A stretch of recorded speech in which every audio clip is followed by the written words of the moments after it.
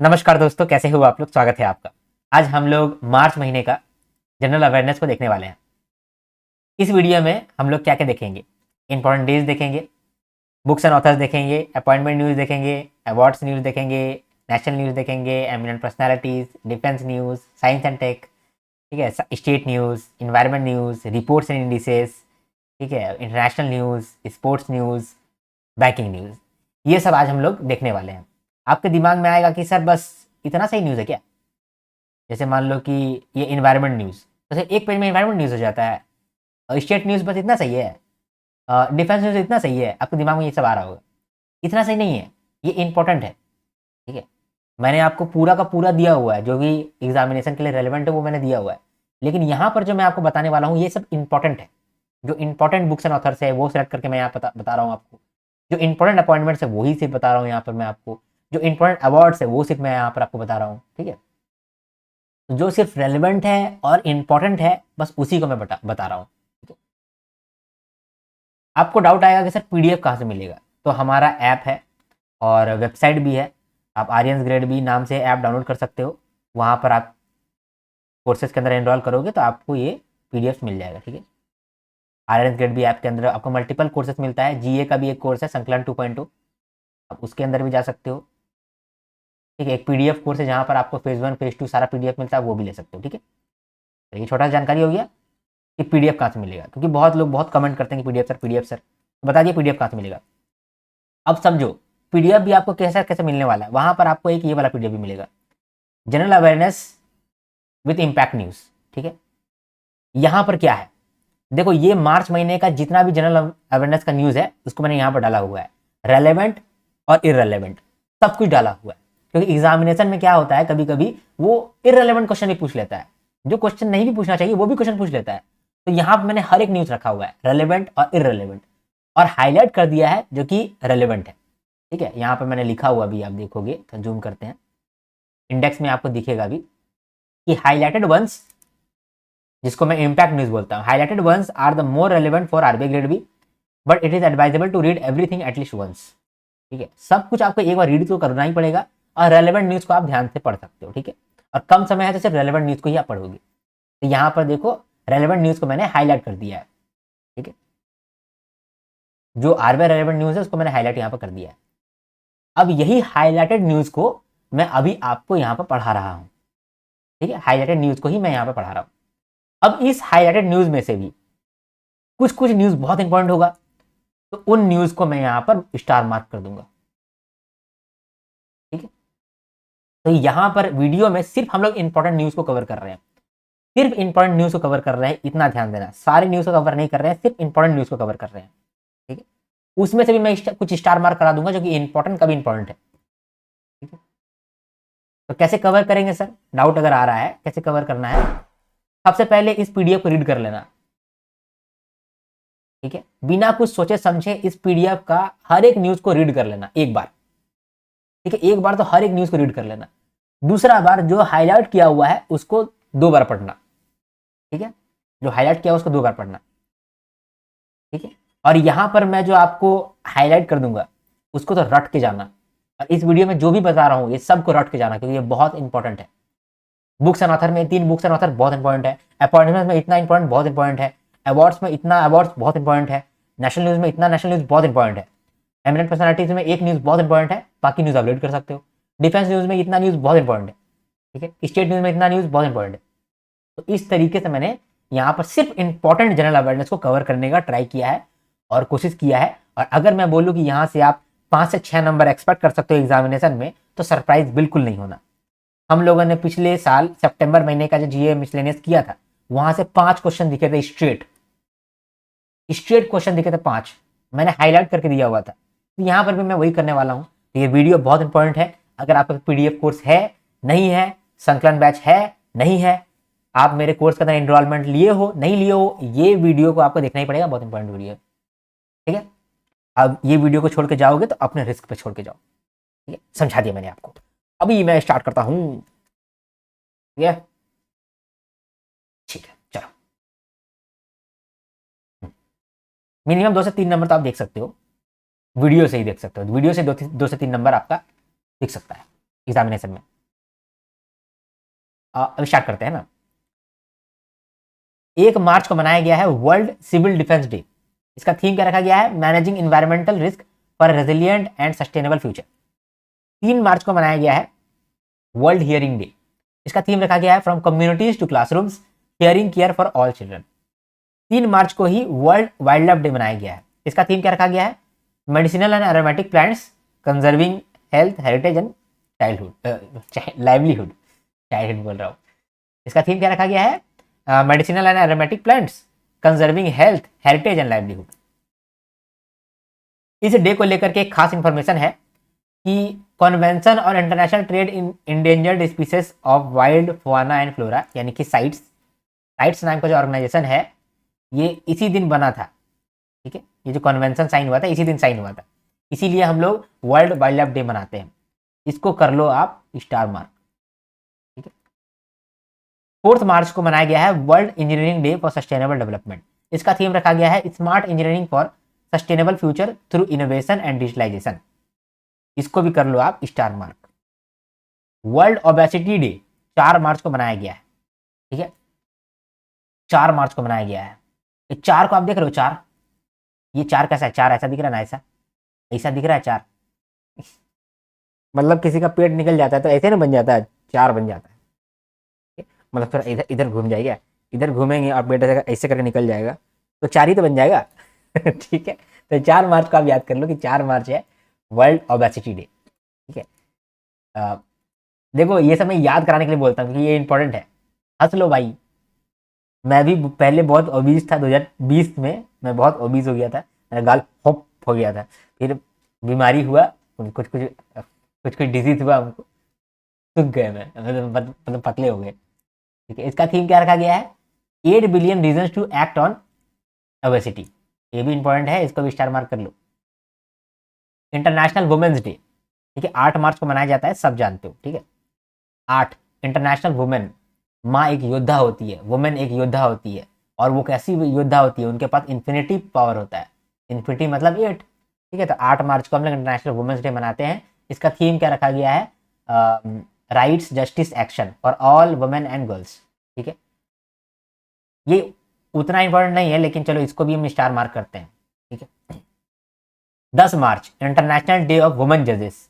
ठीक है, इसका थीम रखा गया है वुमेन जजेस on the bench and beyond protecting access to justice.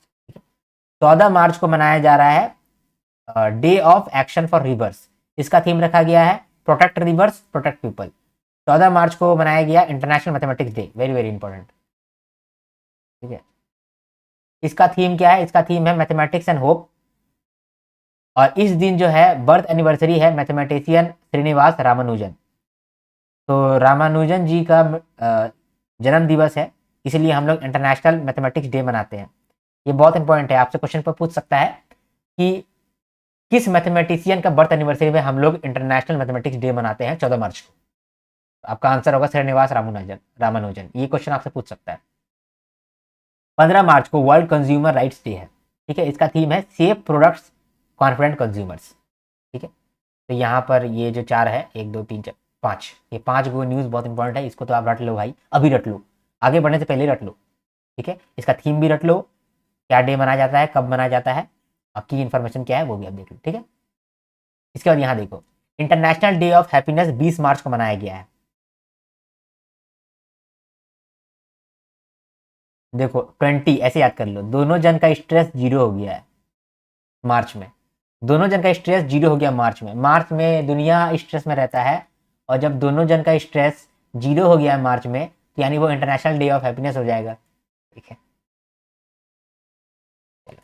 फिर फ्रेंच लैंग्वेज डे मनाया गया है 20 मार्च को। अब इस तरह का लैंग्वेज डे भी याद करना पड़ेगा क्या? तो यूनाइटेड नेशन जो है ना, कुछ कुछ लैंग्वेज का एक डे बना दिया, जैसे कि French language day, Chinese language day, Arabic language day. 7 UN language है जिसका कि डे मनाया गया है। ये 6 लैंग्वेज डे।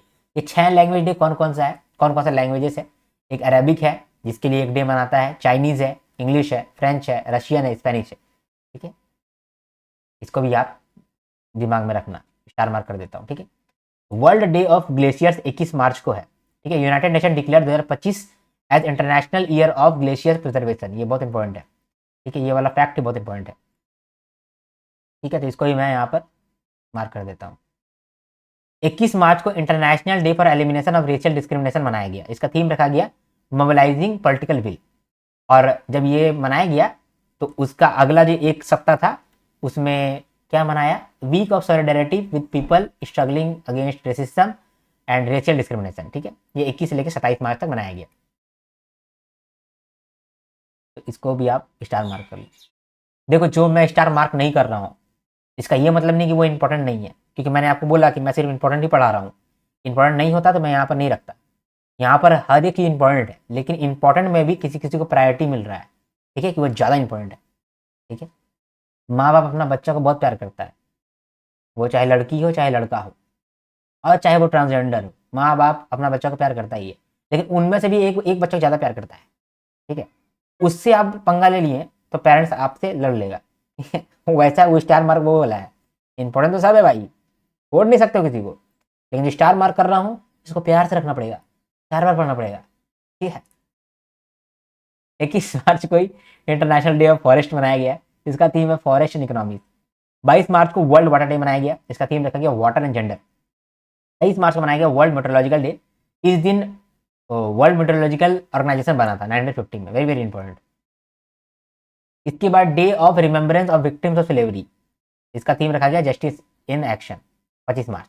और 30 मार्च को मनाया गया international day of zero waste, इसका थीम रखा गया फूड वेस्ट। ठीक है, चलो हो गया। अभी हम लोग देखते हैं बुक्स एंड ऑथर्स।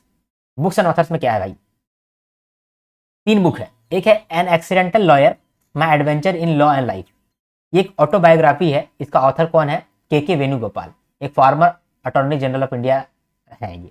ठीक है, तो इनको आप याद कर लो। Wealth of nation, wealth of nation जो है ये न्यूज में चल रहा है। तो वेल्थ ऑफ नेशन कौन लिखा है, एडम स्मिथ लिखा है। और एडम स्मिथ है कौन, फादर ऑफ इकोनॉमिक्स। ठीक है, ये एडम चचा है, ये फादर ऑफ इकोनॉमिक्स है। ठीक है, स्कॉटलैंड से आते हैं। एक करुणा द पावर ऑफ कंपैशन, ठीक है, इसके ऑथर है कैलाश सत्यार्थी। ठीक है, अगर आप लॉकडाउन किड नहीं है तो आप कैलाश सत्यार्थी को जानते होंगे। तो कैलाश सत्यार्थी जो है ये 2014 में नोबेल पीस प्राइज जीता था। ठीक है, और इनका बहुत नाम हुआ था। एक मलाला यूसुफजई और कैलाश सत्यार्थी, इनका नाम तो पूरी दुनिया में उस समय बहुत ज़्यादा फैला था, क्योंकि इनका कंट्रीब्यूशन बहुत ज़्यादा है। और ये लोग है एशियन, दोनों एशियन था। तो कैलाश सत्यार्थी जो है वो करुणा द पावर ऑफ कंपैशन, इसके लिए नोबेल पीस प्राइज जीते थे। और एडम स्मिथ किसके ऑथर है, द वेल्थ ऑफ नेशन। याद रखना इस चीज को, ये दोनों क्वेश्चन पूछ सकता है। इसमें से भी जो इंपॉर्टेंट है ये दोनों दो इंपॉर्टेंट है बहुत ज़्यादा। ठीक है, अभी देखते हैं अपॉइंटमेंट्स का न्यूज़। तो Bhumika Shrestha becomes Nepal first transgender women MP. ठीक है, तो भूमिका श्रेष्ठा जो है वो नेपाल की पहली ट्रांसजेंडर वुमेन एमपी बन गई है। इनका पार्टी का नाम है राष्ट्रीय स्वतंत्र पार्टी। ठीक है, इसके बाद बलेंद्र शाह जो है वो प्राइम मिनिस्टर बने हैं नेपाल के। ये एक रैपर हैं और ये जेनजी के प्राइम मिनिस्टर हैं। ठीक है, इनका भी वही पार्टी है, राष्ट्रीय स्वतंत्र पार्टी। इसके बाद मोस्तबा खमनेनी, क्या नाम है इसका, कैसे बोलते हैं इसको, Mojtaba Khamenei named Iran supreme leader. अभी ईरान का सुप्रीम लीडर पे अटैक हो गया था और उनका देहांत हो गया था, तो उनके सुपुत्र जो है, ठीक है, उनके जो बेटे हैं मोस्तबा खमेनी, वही सुप्रीम लीडर बन गए हैं ईरान के। ठीक है, ठीक है, फिर है सबा शॉल जो है वो पहली वुमेन बन गई है to head central jail Srinagar. यहाँ पर जो भूमिका श्रेष्ठा है इसको याद रखना, क्योंकि क्वेश्चन यहाँ से पूछ सकता है कि Bhumika Shrestha becomes first transgender women in which country. ठीक है, तो आपका आंसर होगा नेपाल, क्योंकि भूमिका श्रेष्ठा है, नाम से लग रहा है कि इंडिया भी हो सकता है, और नाम से ऐसा लग रहा है कि ये तो पाकिस्तान भी हो सकता है, बांग्लादेश भी हो सकता है। ठीक है, तो यहाँ से आप क्वेश्चन पूछ सकता है आपसे। ठीक है, ये ध्यान रखना। इसके बाद RM नच्चामई, ये पहली वुमेन चीफ बनी है ऑपरेशनल न्यूक्लियर प्लांट, यानी कि जो NPCIL है, nuclear power corporation of India limited, इसके अंदर पहली वुमेन चीफ सुपरिटेंडेंट बनी है RM नच्चामई। ठीक है, ठीक है, फिर मेनका गुरुस्वामी, ये पहली क्वीर MP बनी है। क्वीर MP का मतलब कि ये पहली मेंबर है फ्रॉम LGBTQ कम्युनिटी जो कि MP बनी है। ठीक है, ये है मेनका गुरुस्वामी। तो ये क्या हो गया, ये हो गया senior advocate Menaka Guruswamy elected to Rajya Sabha via TMC Trinamool Congress. ये इंडिया की पहली क्वीर एमपी है, ठीक है, जो LGBTQ से आती हैं, और ये पहली मेंबर बनी है from LGBTQ community to be elected as member parliament. ये इंडिया की तरफ से है, ठीक है।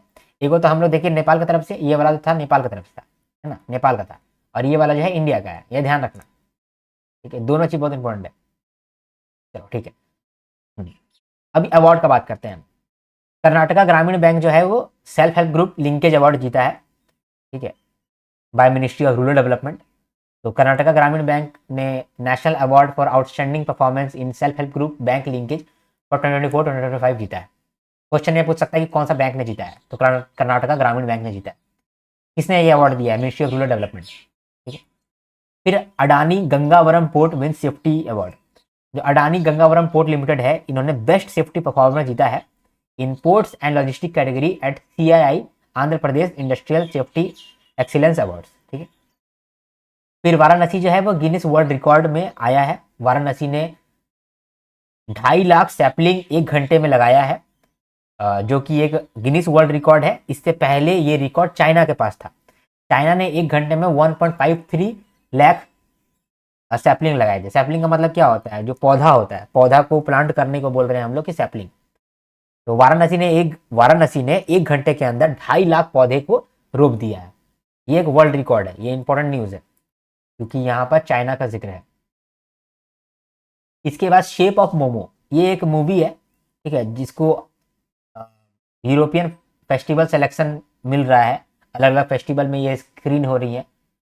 तो आपसे क्वेश्चन पूछ सकता है कि शेप ऑफ मोमो जो है ये किस स्टेट का फिल्म है और इसके डायरेक्टर कौन है, ये पूछ सकता है आपसे। तो शेप ऑफ मोमो एक सिक्किमीज फिल्म है और जिसका डायरेक्टर त्रिवेणी राय है, ठीक है।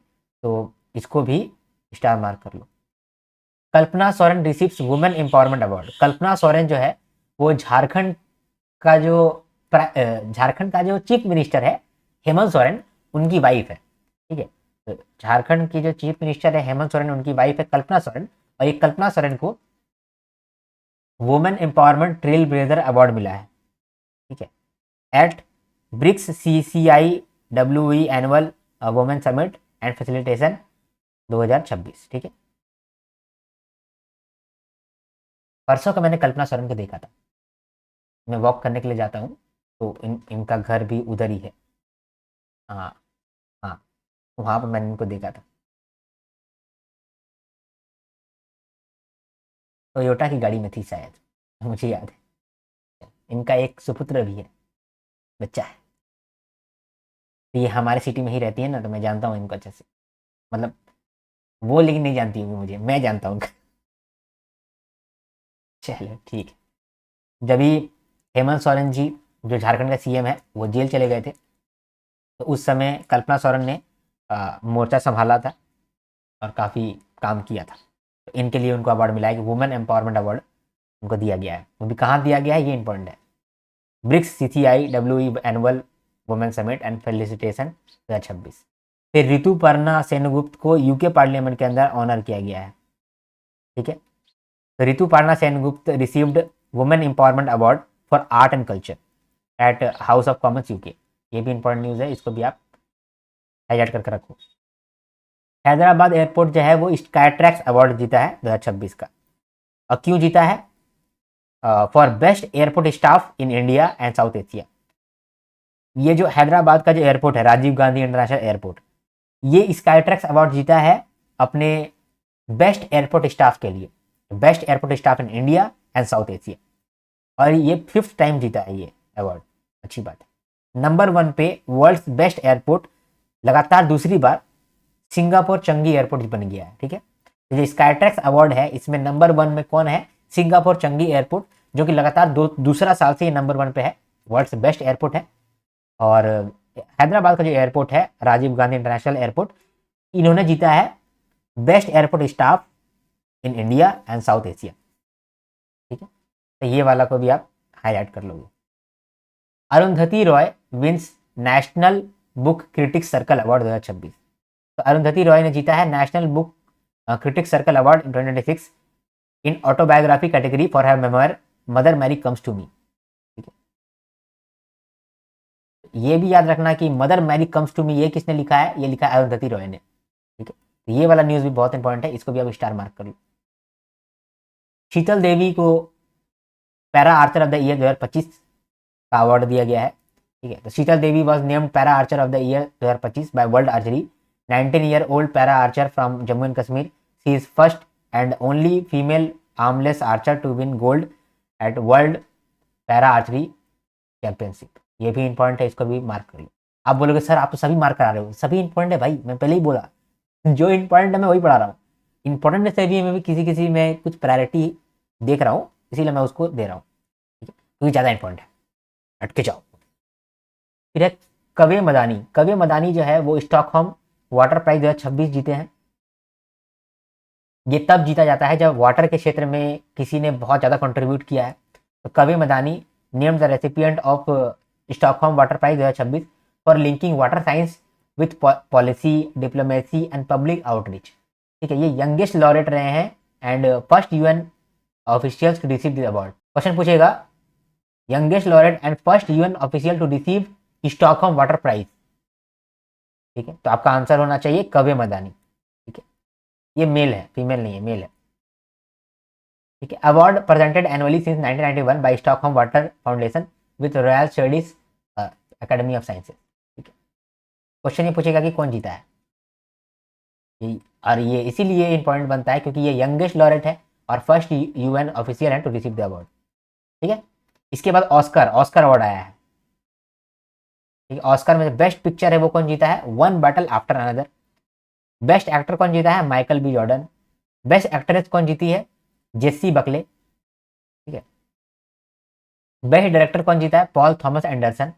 और बेस्ट सिनेमाटोग्राफी कौन जीता है, सिनर्स नाम का एक मूवी जीता है जिसमें सिनेमाटोग्राफी कौन किया है, ऑटम डुरल्ड अरकपाव। ये पहली वुमेन है to win Oscar for best cinematography. ठीक है, बेस्ट ओरिजिनल सॉन्ग कौन है, गोल्डन। आपको दिख रहा है कि नहीं दिख रहा है भाई, थोड़ा सा मैं अपने आप को यहाँ पर रिमूव करता हूँ। ठीक है, दिखा कि ऑस्कर 2026 कौन जीता है, तो बेस्ट पिक्चर है वन बैटल आफ्टर अनदर। ठीक है, बेस्ट एक्टर है Michael B Jordan. Best actress है जेसी बकले। बेस्ट डायरेक्टर है Paul Thomas Anderson. Best cinematography Sinners नाम का एक फिल्म को मिला होगा जिसका सिनेमाटोग्राफी कौन किया है, ऑटम डुरल्ड अरकपाव। ठीक है, ये ऑस्कर वाले ऐसे ही होते हैं। चलो ठीक है, ऑस्कर आगे बढ़ते हैं, है ना। बहुत सारा न्यूज है, फटाफट देखते हैं ना। एनएमडीसी लिमिटेड जो है ये पहली माइनिंग कंपनी बन गई है इंडिया के अंदर to produce 50 million tonnes of iron ore in single financial year. Very very important, याद रखना इस बात को। एनएमडीसी लिमिटेड यानी कि National Mineral Development Corporation limited. फिर 11th रेजिना डायलॉग हुआ है। रेजिना डायलॉग में क्या होता है, अलग अलग कंट्री के लोग आते हैं इंडिया के अंदर और इंडिया के अंदर बात करते हैं about Jio economics, Jio politics. ठीक है, इसको ऑर्गेनाइज कौन करता है, इसको ऑर्गेनाइज करता है observer research foundation in partnership with ministry of external affairs. इसका थीम क्या रखा गया है, संस्कार, असर्सन, एकोमोडेशन, एडवांसमेंट। इनके चीफ गेस्ट कौन रहे हैं, फिनलैंड के प्रेसिडेंट अलेक्जेंडर स्टब। ओके, चलो ये भी इंपॉर्टेंट है भाई। इसके बाद अगला है इंडियन रेलवे ने लॉन्च किया है शाइन। ठीक है, to empower women at workplace. तो इंडियन रेलवे के अंदर जो भी स्टाफ वगैरह हैं या जो भी है उनके साथ अगर सेक्सुअल हैरेसमेंट होता है तो वो आराम से इस ऐप के अंदर कंप्लेन कर सकते हैं या फिर इंसिडेंट को रिपोर्ट कर सकते हैं। ठीक है, shine stand for sexual harassment and incident notification for empowerment. ठीक है, इसके बाद PM Modi becomes longest serving elected head. प्रधानमंत्री मोदी लॉन्गेस्ट सर्विंग हेड बन गए हैं इलेक्टेड गवर्नमेंट का, यानी कि जब से वो सीएम बने हैं फिर वो पीएम बने हैं, तो लगातार बहुत दिनों से वो हेड ऑफ द गवर्नमेंट रहे हैं, है ना। पहले हेड ऑफ द स्टेट रहे, अब हेड ऑफ द कंट्री है, तो बहुत लंबे समय तक है। तो इसीलिए बोल रहे हैं कि PM Modi becomes longest serving elected head. इसके पहले ये रिकॉर्ड किसके पास था, सिक्किम के चीफ मिनिस्टर पवन कुमार चमलिंग, ये याद रखना। प्रधानमंत्री मोदी तो लॉन्गेस्ट सर्विंग इलेक्टेड हेड बने हैं, और है उनका, ठीक है, लेकिन इन्होंने किसको सरपास किया है, क्वेश्चन ये पूछेगा। ठीक, तो किसको सरपास किया है, पवन कुमार चमलिंग। ठीक है, और ये सिक्किम के सीएम है। पीएम मोदी ने कंप्लीट किया है 8,931 डेज इन द ऑफिस। और ये काउंट हो रहा है और भी काउंट हो रहा है क्योंकि अभी भी पीएम ही है। ठीक है, याद रखना, ये भी न्यूज़ बड़ा तगड़ा न्यूज़ है। सी डॉट को रिकॉग्निशन मिला है at mobile world Congress Barcelona 2026। तो सी डॉट जो है हमारे देश का एक रिसर्च डेवलपमेंट ऑर्गेनाइजेशन है। ठीक है, centre for department of telematics. तो किस लिए इनको मिला है ये रिकॉग्निशन? फॉर फ्रॉड प्रो नाम का एक एआई बेस्ड सोल्यूशन इन्होंने बनाया है, सी डॉट ने बनाया है। ये फ्रॉड प्रो में क्या होता है, जो भी साइबर फ्रॉड हो रहा होता है, फाइनेंशियल स्कैम होता है, उसको ये डिटेक्ट कर सकता है यूजिंग एआई और डेटा एनालिटिक्स। ठीक है, फॉर एग्जांपल मान लो कि कोई आपको लूटने का प्रयास कर रहा है, तो फ्रॉड प्रो नाम का जो एआई है वो पता कर लेगा कि ये बार बार इस तरह से कॉल कर रहा है, बार बार ओटीपी आपको भेज रहा है, यानी कि ये जो है यही है परेशान करने वाला, पकड़ो साले को। मतलब ये जो है एआई के थ्रू, डेटा एनालिटिक्स के थ्रू आपको बता देगा। अभी मैं आप लोग को बोलता हूँ कि 8340613896, ये जो नंबर मैं आपको देता हूँ, बोलता हूँ ये जो नंबर है इसमें व्हाट्सअप करना, तो ये नंबर मैं खुद भी रखता हूँ। ठीक है, कि आप लोग के साथ कभी स्कैम ना हो, इसीलिए ये नंबर मैं खुद भी रखता हूँ। तो ये नंबर में क्या होता है, क्योंकि ये पब्लिक हो गया है, इतना कॉल आता है मुझे, इतना कॉल आता है कुछ बोलता ही नहीं है। ठीक है, तो मैं बड़ा परेशान हो जाता हूँ, ये क्यों हो रहा है? क्योंकि ये नंबर हर जगह पहुँच गया है। तो जब भी मैं ट्रू कॉलर डाउनलोड करता हूँ तब उसमें बताता है कि ये स्कैम है। ठीक है, तो ट्रू कॉलर में कैसे बता रहा है स्कैम है? वो डेटा एनालिटिक्स को यूज़ कर रहा है, एआई को यूज़ कर रहा है। वैसे ही फ्रॉड प्रो नाम का जो एक फ्रॉड डिटेक्शन टूल है, ये आपको पहले ही बता देगा कि आपके साथ साइबर फ्रॉड होने वाला है या फाइनेंशियल स्कैम होने वाला है। ये जो कॉलर आपसे बात कर रहा है ये हो सकता है कि आपको फ्रॉड कर रहा हो, ये आपको बताएगा। ठीक है, तो सी डॉट ने जीता है, ये बहुत बहुत इंपॉर्टेंट है न्यूज़ है ये। ठीक है, India's new standard for cloud data centre और एथिकल एआई। देखो, एआई यूज़ करने के लिए कोई भी स्टैंडर्ड इंडिया में नहीं था। क्लाउड, डेटा सेंटर, इनके लिए कोई भी स्टैंडर्ड अभी तक नहीं बनाया गया है इंडिया में। तो अब जो है ब्यूरो ऑफ इंडियन स्टैंडर्ड ने नोटिफाई किया है इंडिया का पहला standards for cloud computing, data centre performance और एथिकल एआई डिप्लॉयमेंट। ठीक है, क्या क्या बात कहा गया है वो समझते हैं कि क्या क्या की फीचर है इस नोटिफिकेशन का। इसमें बोल रहा है कि जो भी स्टैंडर्ड्स हम लोगों ने बनाए हैं वो जो है वो बेस्ड है इंटरनेशनल ऑर्गेनाइजेशन फॉर स्टैंडर्डाइजेशन और इंटरनेशनल इलेक्ट्रोटेक्निकल कमीशन फ्रेमवर्क पर। ठीक है, मतलब बाहर में जो ऑलरेडी स्टैंडर्ड है उसी पे बेस करके हम लोगों ने इंडिया के लिए स्टैंडर्ड बना दिया है। ठीक है, इसके बाद कुछ नियम हम लोगों ने बनाए हैं क्लाउड सिस्टम के लिए, ताकि जो भी हेल्थ केयर का डेटा स्टोर होता है किसी क्लाउड में, फाइनेंस का डेटा किसी क्लाउड में रहता है, गवर्नमेंट सर्विसेज का कोई डेटा कहीं पर क्लाउड में रहता है, तो वो क्लाउड जो है वो रिस्की ना हो जाए, इसके लिए हम लोगों ने कुछ रूल्स उसके लिए बना कर रखे हुए हैं। ठीक है, इसके बाद हम लोगों ने कूलिंग एफिशिएंसी रेशियो भी बनाया है to measure data centre cooling efficiency against energy consumption.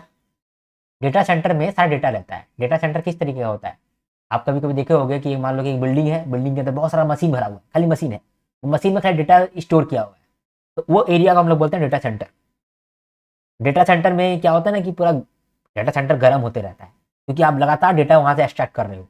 ठीक है, आप मान लो रील्स देख रहे हो तो टिड़िक टिड़िक टिड़िक लगातार रील्स आ रहा है आपके पास। ये रील्स आ कहाँ से रहा है? इंस्टाग्राम का जो डेटा सेंटर है वहां से ये रील्स आ रहा है। तो इंस्टाग्राम का डेटा सेंटर तो हमेशा ही ओवरलोड पे होगा, फटाफट काम कराओगे, फटाफट काम कराओ, फटाफट काम कराओगे तो गर्म होते रहेगा। तो उसी तरह का डेटा सेंटर इंडिया में भी है, बहुत सारे डेटा सेंटर है। तो वो डेटा सेंटर में कितना कूलिंग हो रहा है, नहीं हो रहा है, उसके लिए भी हम लोग कूलिंग एफिशिएंसी रेशियो लेकर के आए हैं। ठीक है, अभी ये जो सारा इंफॉर्मेशन मैंने बताया, जो नियम बताया, कानून बताया, क्लाउड के लिए, डेटा सेंटर के लिए, एआई के लिए, वो सब अभी वॉलंटरी है, मैंडेटरी नहीं है। ठीक है, ये भी न्यूज़ आपने देख लिया। इंडिया जो है वो पहला BRICS youth coordination meeting conduct किया है। ठीक है, तो India conducted first BRICS youth coordination meeting. ठीक है, इसको ऑर्गेनाइज करने वाला कौन है? Ministry of youth affairs and Sports. अभी जो है ब्रिक्स का चेयरमैन इंडिया है 2026 के लिए, ये याद रखना। इंडिया 2026 के लिए ब्रिक्स का चेयरमैन बना हुआ है। हर साल चेयरमैनशिप बदलता है, 2026 के लिए अभी चेयरमैन इंडिया है। ठीक है, इंडिया ने क्या थीम रखा है? Building for resilience, innovation, cooperation and sustainability. BRICS का मेंबर कौन कौन है? BRICS, बी से ब्राजील, आर से रसिया, आई से इंडिया, सी से चाइना और एस से साउथ अफ्रीका। साउथ अफ्रीका सबसे लास्ट में ज्वाइन किया है, 2010 में ज्वाइन किया था। ये तो क्या ब्रिक्स कंट्री। ब्रिक्स कंट्री के साथ भी बहुत सारा कंट्री आपस में मिला है, उसको हम लोग बोल रहे हैं ब्रिक्स प्लस। तो ब्रिक्स प्लस में कौन कौन सा कंट्री आता है? इजिप्ट, ठीक है, Ethiopia, Iran, Indonesia, Saudi Arabia और यूएई। ठीक है, ये न्यूज़ में 2 स्टार आप मार्क कर लो क्योंकि ज़्यादा इंपॉर्टेंट है। ठीक है, तो इंडिया ने पहला BRICS youth coordination meeting conduct किया है। इसके द्वारा ऑर्गेनाइज किया गया था Ministry of youth affairs and Sports. India BRICS का अभी चेयरमैन है 2026 के लिए, और इन्होंने ही अडॉप्ट किया है एक theme, building for resilience, innovation, cooperation and sustainability. ठीक बा, ब्रिक्स का मेंबर कौन कौन है ये आपको पता होना चाहिए। ठीक है, आगे बढ़ते हैं। चल, अभी देखते हैं एमिनेंट पर्सनैलिटीज। तो सिक्किम की स्तुति प्रधान, सिक्किम की स्तुति प्रधान रिप्रेजेंट करने वाले हैं इंडिया को at youth parliament. World youth Parliament में सिक्किम की स्तुति प्रधान को सेलेक्ट किया गया है ताकि वो इंडिया को रिप्रेजेंट कर सके। ये बहुत बड़ा न्यूज़ है, स्टार मार्क कर लो। आप बोलोगे सर आप तो सभी में स्टार मार्क ही करा रहे हो, तो सब इंपॉर्टेंट है दोस्त, क्या करूं मैं? तो वर्ल्ड यूथ पार्लियामेंट के अंदर स्तुति प्रधान जाएंगी इंडिया की तरफ से। तो ये वर्ल्ड यूथ पार्लियामेंट है क्या? एक इंटरनेशनल प्लेटफॉर्म है जहां पर बहुत सारा यंग डेलीगेट्स आती हैं अलग अलग कंट्री से, मतलब आते भी हैं और आती भी हैं, मतलब मेल फीमेल सब आ सकता है। जो यूथ डेलीगेट्स होता है अलग अलग कंट्री से, वो आपस में एक जगह में जुटते हैं और डिस्कस करते हैं कि ग्लोबल इश्यूज कौन कौन सा चल रहा है और वहां पर यूथ लेड पॉलिसी क्या क्या आ सकता है। ठीक है, तो ये वर्ल्ड यूथ पार्लियामेंट है, यहाँ पर इंडिया की तरफ से स्तुति प्रधान गई है जो कि सिक्किम से बिलोंग करती है। तो क्वेश्चन में ये पूछ सकता है कि स्तुति प्रधान जो है वो किस स्टेट की है, तो आप बता देना कि सिक्किम की है स्तुति। साइंस एंड टेक का बात करते हैं। आईआईटी गुवाहाटी जो है वो उन्होंने डेवलप किया है dual use MXene catalyst. IIT Guwahati research team ने डेवलप किया है एम एक्सिन बेस्ड कैटलिस्ट, जो कि वेस्ट वाटर ट्रीटमेंट में हेल्प करेगा और हाइड्रोजन निकाल पाएगा वाटर से। ठीक है, तो IIT Guwahati research team developed MXene based catalyst that can both produce hydrogen efficiently from water and act as a photo catalyst for desalination. ठीक है, ये हो गया। उसके बाद अगला न्यूज़ क्या है कि 15 नया मून डिस्कवर किया गया है अराउंड जुपिटर एंड सैटर्न। ठीक है, तो माइनर प्लैनेट सेंटर जो है इन्होंने अनाउंस किया है discovery of 15 new moons, 4 around Jupiter and 11 around Saturn. ये जो माइनर प्लैनेट सेंटर है जो कि बोल रहा है कि जुपिटर के अराउंड 4 मून और हम लोग डिस्कवर किए हैं और सैटर्न के अराउंड 11 मून हम लोग और डिस्कवर किए हैं। ये कौन बोल रहा है? Minor planet centre. ये है कौन? ये वर्ल्ड का प्राइमरी रिपोजिटरी है for observations of small bodies in the solar system located in Cambridge and Massachusetts. ठीक है, तो जो भी एस्ट्रोनॉमर होता है ना, जो कि मान लो ये ऊपर गया हुआ है एस्ट्रोनॉमर है, वो देखा है कि यहाँ पर 4 चीज़ एक्स्ट्रा है, तो वो जाकर के इस सेंटर को बताता है, माइनर प्लैनेट सेंटर को बताता है कि देखो वहाँ पर हम लोग 4 को नया चीज़ देख रहे हैं, पहले नहीं देखे थे अब देख रहे हैं।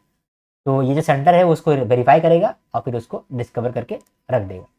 ठीक है, ये भी हो गया। तो यहाँ पर सिर्फ एक ही को हम लोगों ने स्टार मार्क किया है। India Seychelles joint exercise Lamitiye. तो क्वेश्चन ये पूछेगा कि इंडिया किस कंट्री के साथ मिलकर के जॉइंट एक्सरसाइज लामिटिए किया है। इसका आंसर है सेचलेस। ठीक है, सेचलेस या सेकलेस जो भी इसको बोलते हैं। लामिटिए का मतलब क्या होता है? फ्रेंडशिप। इंडियन नेवी ने पार्टिसिपेट किया है एक्सरसाइज सी ड्रैगन से। इंपॉर्टेंट न्यूज़ है, यूएसए के साथ होता है हमेशा एक्सरसाइज सी ड्रैगन। ठीक है, तो Indian Navy joint exercise sea dragon, US led multinational anti submarine welfare exercise conducted in Goa. Operation Sagar Bandhu, इसमें क्या हो रहा है? इंडियन आर्मी जो है एक मेजर ब्रिज प्रोजेक्ट चालू कर रहा है श्रीलंका में अंडर ऑपरेशन सागर बंधु। तो सागर बंधु के अंदर हम लोग कहाँ पर ब्रिज प्रोजेक्ट बना रहे हैं, ये क्वेश्चन पूछ सकता है। आपका आंसर होना चाहिए श्रीलंका। ठीक है, इसके बाद एक्सरसाइज द्वीप शक्ति। इसमें क्या हो रहा है? देखो, India concluded exercise Dweep Shakti, a high intensity tri service military exercise under the aegis of Andaman and Nicobar command. It involve the Indian army, navy and air force. Andaman and Nicobar island को सेफ रखने के लिए हम लोगों ने एक एक्सरसाइज किया है द्वीप शक्ति। इसमें क्या किया है कि इंडियन एयरफोर्स, इंडियन नेवी और इंडियन आर्मी, ये तीनों मिल करके आपस में एक्सरसाइज किया है कि अगर इनकेस कभी भी अंडमान निकोबार आइलैंड पे खतरा होता है तो हम लोग किस तरह से इसको प्रोटेक्ट करेंगे। तो उस एक्सरसाइज को हम लोग बोल रहे हैं द्वीप शक्ति। ठीक है, द्वीप का शक्ति है। तो क्वेश्चन पूछ सकता है कि कौन सा द्वीप, अंडमान एंड निकोबार द्वीप। ठीक है, तो ये भी चलो ठीक है, हो गया। स्टेट न्यूज की बात करते हैं। पंजाब लॉन्चेस पंजाब शिक्षा क्रांति 2.2। अरे पंजाब सिखिया होए गलती या भूल चूक माफ, कभी कभी मजाक में इधर उधर निकल जाता हूँ, ठीक है, माफ कर देना दोस्तों। याद करने के लिए मैं आपको ये सब बात करता हूँ। किसी के धर्म को, किसी के प्रांत को मैं डिसरिस्पेक्ट नहीं कर रहा हूँ, ठीक है, मेरा इंटेंशन बहुत साफ है। ठीक है, पंजाब गवर्नमेंट ने ये लॉन्च किया है पंजाब शिक्षा क्रांति 2.0, जिसमें पंजाब गवर्नमेंट जो है वो कोलैबोरेट किया है वर्ल्ड बैंक के साथ। वेरी वेरी इंपॉर्टेंट न्यूज़, बहुत इंपॉर्टेंट न्यूज़ है दोस्त। वर्ल्ड बैंक के साथ पंजाब गवर्नमेंट आया है और वर्ल्ड बैंक बोल रहा है पंजाब शिक्षा क्रांति। ठीक है, पंजाब भी अब सीखेगा। ठीक है, वर्ल्ड बैंक क्या कर रहा है, वर्ल्ड बैंक बोल रहा है कि देखो भाई 3,500 करोड़ अगले नेक्स्ट साल देंगे, अगले 6 साल में 3,500 करोड़ देंगे। एक काम करो, स्कूल का इंफ्रास्ट्रक्चर को इम्प्रूव करो, स्कूल का लर्निंग क्वालिटी को इम्प्रूव करो और ओवरऑल एजुकेशन स्टैंडर्ड भी इम्प्रूव करो। ठीक है, तो पंजाब ने लॉन्च किया पंजाब शिक्षा क्रांति 2.0, जहां पर वर्ल्ड बैंक जो है वो कोलैबोरेट कर रहा है पंजाब गवर्नमेंट के साथ, ताकि पंजाब शिक्षा क्रांति 2.0 आगे बढ़े। यहाँ पर क्या है ना, ये 3,500 करोड़ जो है ये इन्वेस्ट होगा। इसमें से जो 2,500 करोड़ है ये वर्ल्ड बैंक देगा। ठीक है, इसमें से 1,000 करोड़ जो है वो पंजाब गवर्नमेंट देगा। ठीक है, ठीक है, लिख लो इसको। ठीक है, हो गया। इसके बाद है smog eating photo catalytic coating. ठीक है, इसको मैं मार्क कर देता हूँ। स्मॉग ईटिंग, दिल्ली गवर्नमेंट और आईआईटी मद्रास ने मिल करके स्टडी किया है smog eating photo catalytic coatings on road. अगर मान लो कि ये जो फोटो कैटालिटिक कोटिंग अगर हम लोग रोड के ऊपर लगा देंगे, जो स्मॉग आता है वो स्मॉग कम होगा। ठीक है, तो एक रिसर्च का एक न्यूज़ है। ठीक है, ये न्यूज़ अच्छा है। असम का जोहा राइस जो है उसको एक्सपोर्ट किया जा रहा है यूके में, इटली में। तो क्वेश्चन आपसे पूछेगा कि जोहा राइस किस स्टेट का है, असम। कार्बी एंगलोंग जिंजर, ये जो जिंजर है इसको भी हम लोग एक्सपोर्ट कर रहे हैं, लंदन में एक्सपोर्ट कर रहे हैं, क्योंकि इसका जो मेडिसिनल प्रॉपर्टीज बहुत ज़्यादा है। ठीक है, तो ये भी आपसे क्वेश्चन पूछेगा कि कार्बी एंगलोंग जिंजर ये किस स्टेट का है, तो ये है आपका असम का। ठीक है, फिर केरला ने MLAtrack.com ये लॉन्च किया है। ये इंडिया का पहला प्लेटफॉर्म है to track legislative intervention of MLA। तो जो भी केरला लेजिस्लेटिव असेंबली है, इसके अंदर जो भी MLA है वो किस तरीके का काम कर रहे हैं, इनका एक्टिविटीज को ट्रैक करने के लिए ये एक प्लेटफॉर्म बनाया गया है। ये इंडिया का पहला प्लेटफॉर्म है इस तरीके का जो कि लेजिस्लेटिव इंटरवेंशन को चेक करता हो, ट्रैक करता हो। किस स्टेट ने बनाया है, केरला ने बनाया है। ठीक है, केरला हैज लॉन्च MLAtrack.com, ये इंपॉर्टेंट है, इसको आप ध्यान देना। ठीक है, फिर है चपचरकुट, तो कैसे मेजोरम्स रिच कल्चरल हेरिटेज। ये चपचरकुट जो है ये एक स्प्रिंग फेस्टिवल है जो कि मिजोरम में मनाया जा रहा है। तो क्वेश्चन ये पूछेगा कि चपचरकुट नाम का जो ये फेस्टिवल है ये किस स्टेट का मनाया जाता है, किस स्टेट में मनाया जाता है। ठीक है, इसके बाद वर्ल्ड बुद्धिस्ट पीस कॉन्फ्रेंस 2026, ये हैदराबाद होस्ट कर रहा है वर्ल्ड बुद्धिस्ट पीस कॉन्फ्रेंस 2026। इसको ऑर्गेनाइज किया गया है किसके द्वारा, Telangana tourism development corporation in association with Vietnam Buddhist संघ। ठीक है, ये याद रखना। तो वियतनाम के साथ हम लोग मिल करके ये पीस कॉन्फ्रेंस को हैदराबाद के अंदर कंडक्ट कराए हैं, ये भी इंपॉर्टेंट है। इसके बाद G spider robot, Thiruvananthapuram municipal corporation ने एक AI powered G spider robot बनाया है जो कि कैनल को साफ करेगा। It is an automated canal cleaning robot operate in complex high risk canal environments without any human entry. मान लो कि एक कैनल में बहुत ज़्यादा गंदगी है, उसको साफ करना है, तो ये जी स्पाइडर रोबोट है उसको साफ कर देगा, वहां पर ह्यूमंस को जाना नहीं पड़ेगा। कभी कभी कुछ कुछ ऐसा जगह होता है ना जहाँ पर ह्यूमंस जाएगा तो उसको बीमारी हो जाएगा और पॉसिबल नहीं होता है वैसा जगह में जाकर के क्लीनिंग करना। लेकिन ये जी स्पाइडर रोबोट है, ये AI पावर्ड है, तो ये स्कैन करके वो जगह साफ कर लेगा। तो ये कौन सा म्युनिसिपल कॉर्पोरेशन बनाया है ये इंपॉर्टेंट है, तो तिरुवनंतपुरम म्युनिसिपल कॉर्पोरेशन इसको बनाया है। इंडिया का पहला साइकेट्रिक डेटा रिपोजिटरी लॉन्च हुआ है नीमहंस बेंगलुरु में। ठीक है, इसको भी आप लिख लो। नीमहंस बेंगलुरु में एक रिपोजिटरी बना है जिसका नाम है काम ब्रेन। ये जो काम ब्रेन है एक ऐसा रिपोजिटरी है जहां पर बहुत लोगों का दिमाग का डेटा रहेगा। ठीक है, वो दिमाग का डेटा रख करके हम लोग करेंगे भी क्या, रिसर्च करेंगे, किस तरीके से बीमारी को ठीक कर सकते हैं उसके बारे में स्टडी करेंगे। तो इसीलिए उस रिपोजिटरी को बनाया गया है। तो इंडिया का ये पहला है। कहाँ पर बना है? नीमहंस बेंगलुरु में बना है। तो researchers at national institute of mental health and neuroscience and national centre for biological sciences NIMHANS Bengaluru developed cam brain, India first digital psychiatric data repository. इसका ऑब्जेक्टिव है advanced mental health research and water treatment strategy. 5 disorder को यहाँ पर हम लोग cover किए हैं जिसपे स्टडी होगा या फिर जिसका डेटा हम लोग रख रहे हैं। कौन कौन सा है? एडिक्शन है, बाइपोलर डिसऑर्डर है, डिमेंशिया है, ओसीडी है और स्क्रीजोफेनिया है। ठीक है, ओके, चलो आगे बढ़ते हैं। इन्वायरमेंट का न्यूज देखते हैं।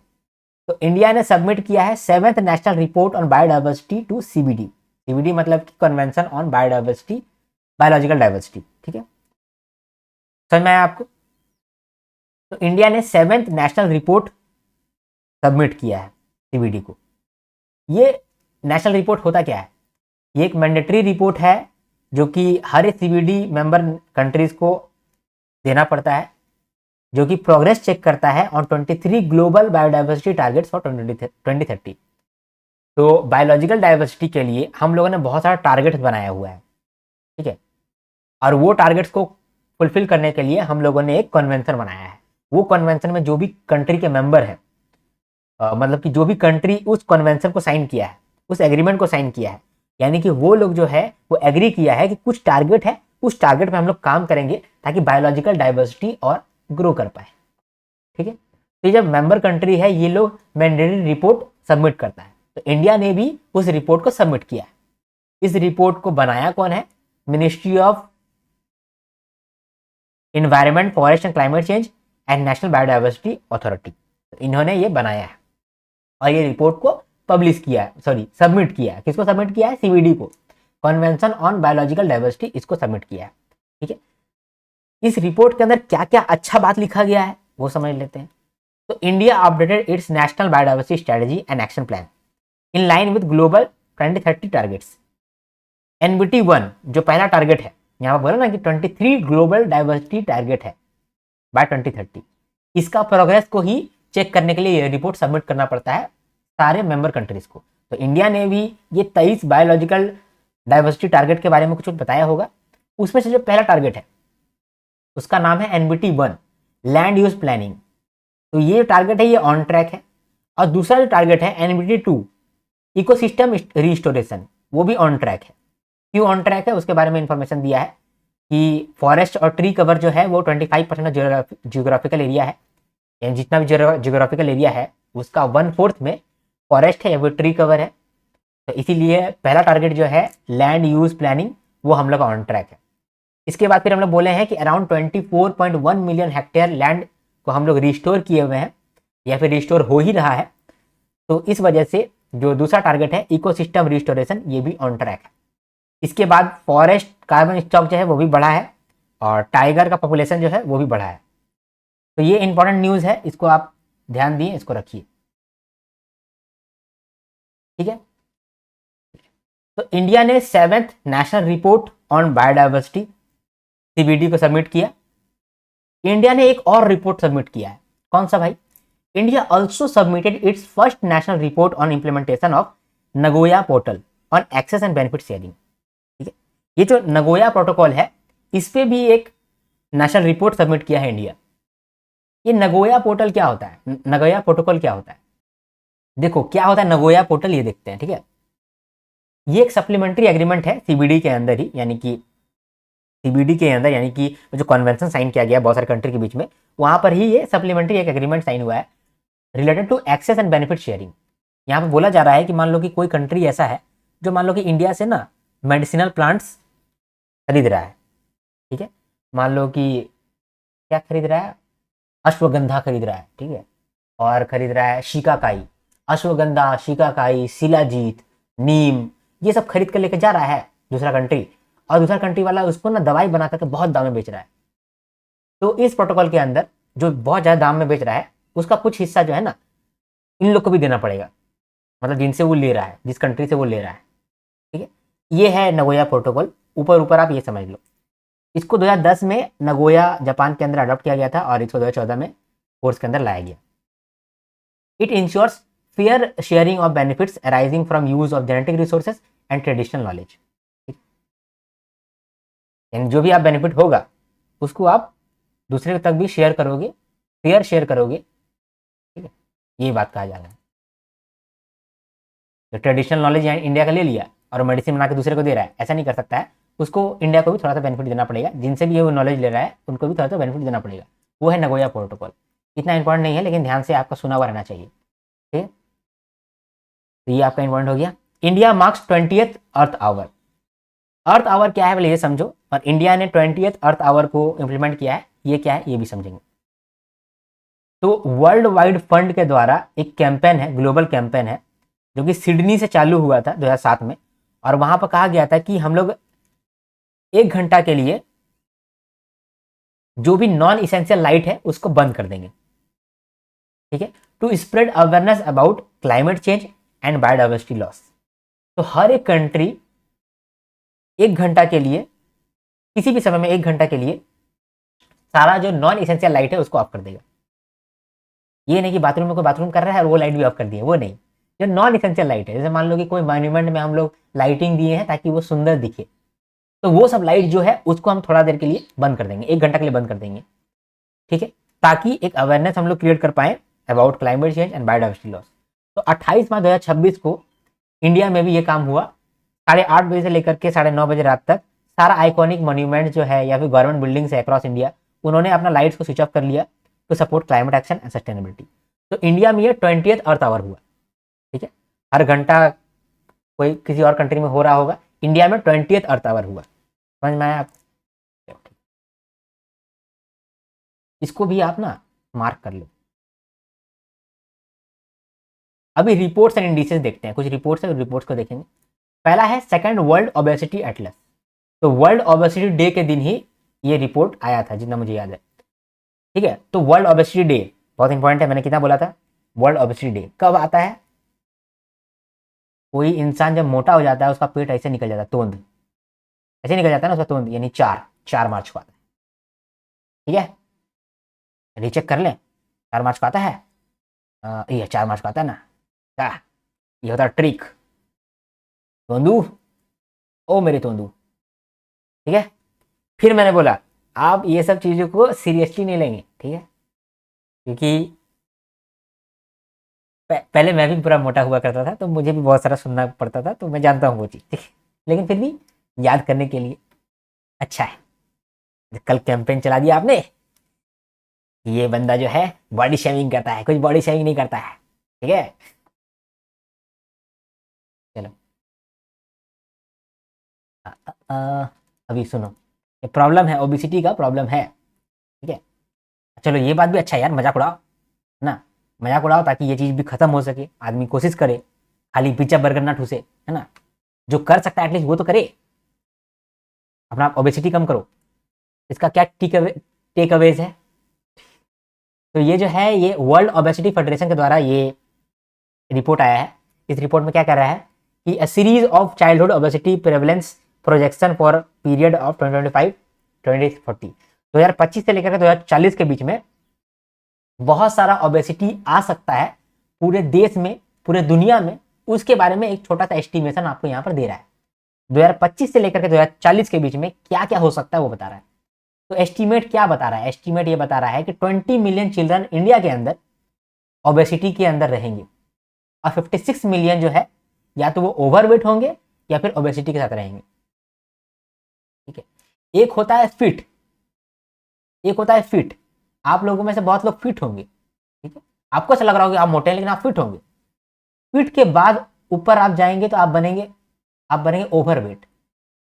जो ओवरवेट हो गया है अभी भी वो ओबीस नहीं है, ओवरवेट के और ऊपर जब जाएगा तब वो बन जाएगा ओबीस। ठीक है, बचपन में कोई अगर बचपन में पहले मैं भी मोटा हुआ करता था तो कोई ऐसा बोलता था ना, ए मोटा, ए मोटे, तो बचपन में आदत था, घुर के बोलते थे, और तेरे बाप का खाते हैं क्या बे? ये बड़ा अच्छा था, तेरे बाप का खाता हूँ मैं मोटा हूँ, अपना अपने से मोटा हूँ। हाँ, खाता पीता परिवार का हूँ, ऐसे बोलता था। ठीक है, लेकिन अब तो पतला हो गया हूँ। अभी तो मैं बहुत पतला हो गया, पहले पहले मेरे हाथ है ना, पकड़ा नहीं जाता था, अभी तो मैं आराम से पकड़ सकता हूँ इसको।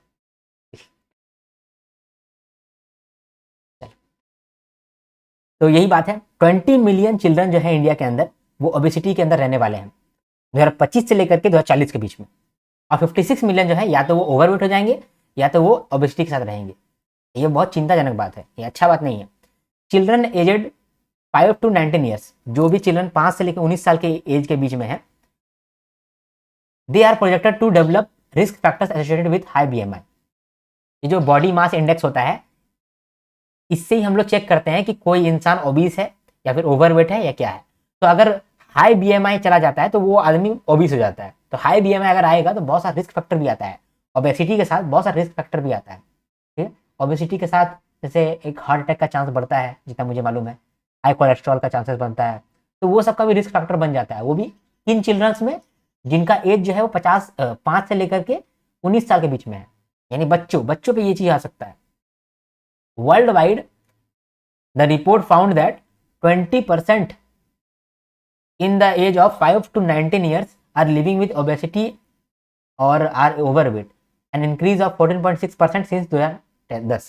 2010 से 5 से 19 साल का एज में बहुत ग्रोथ हुआ है ओबेसिटी का।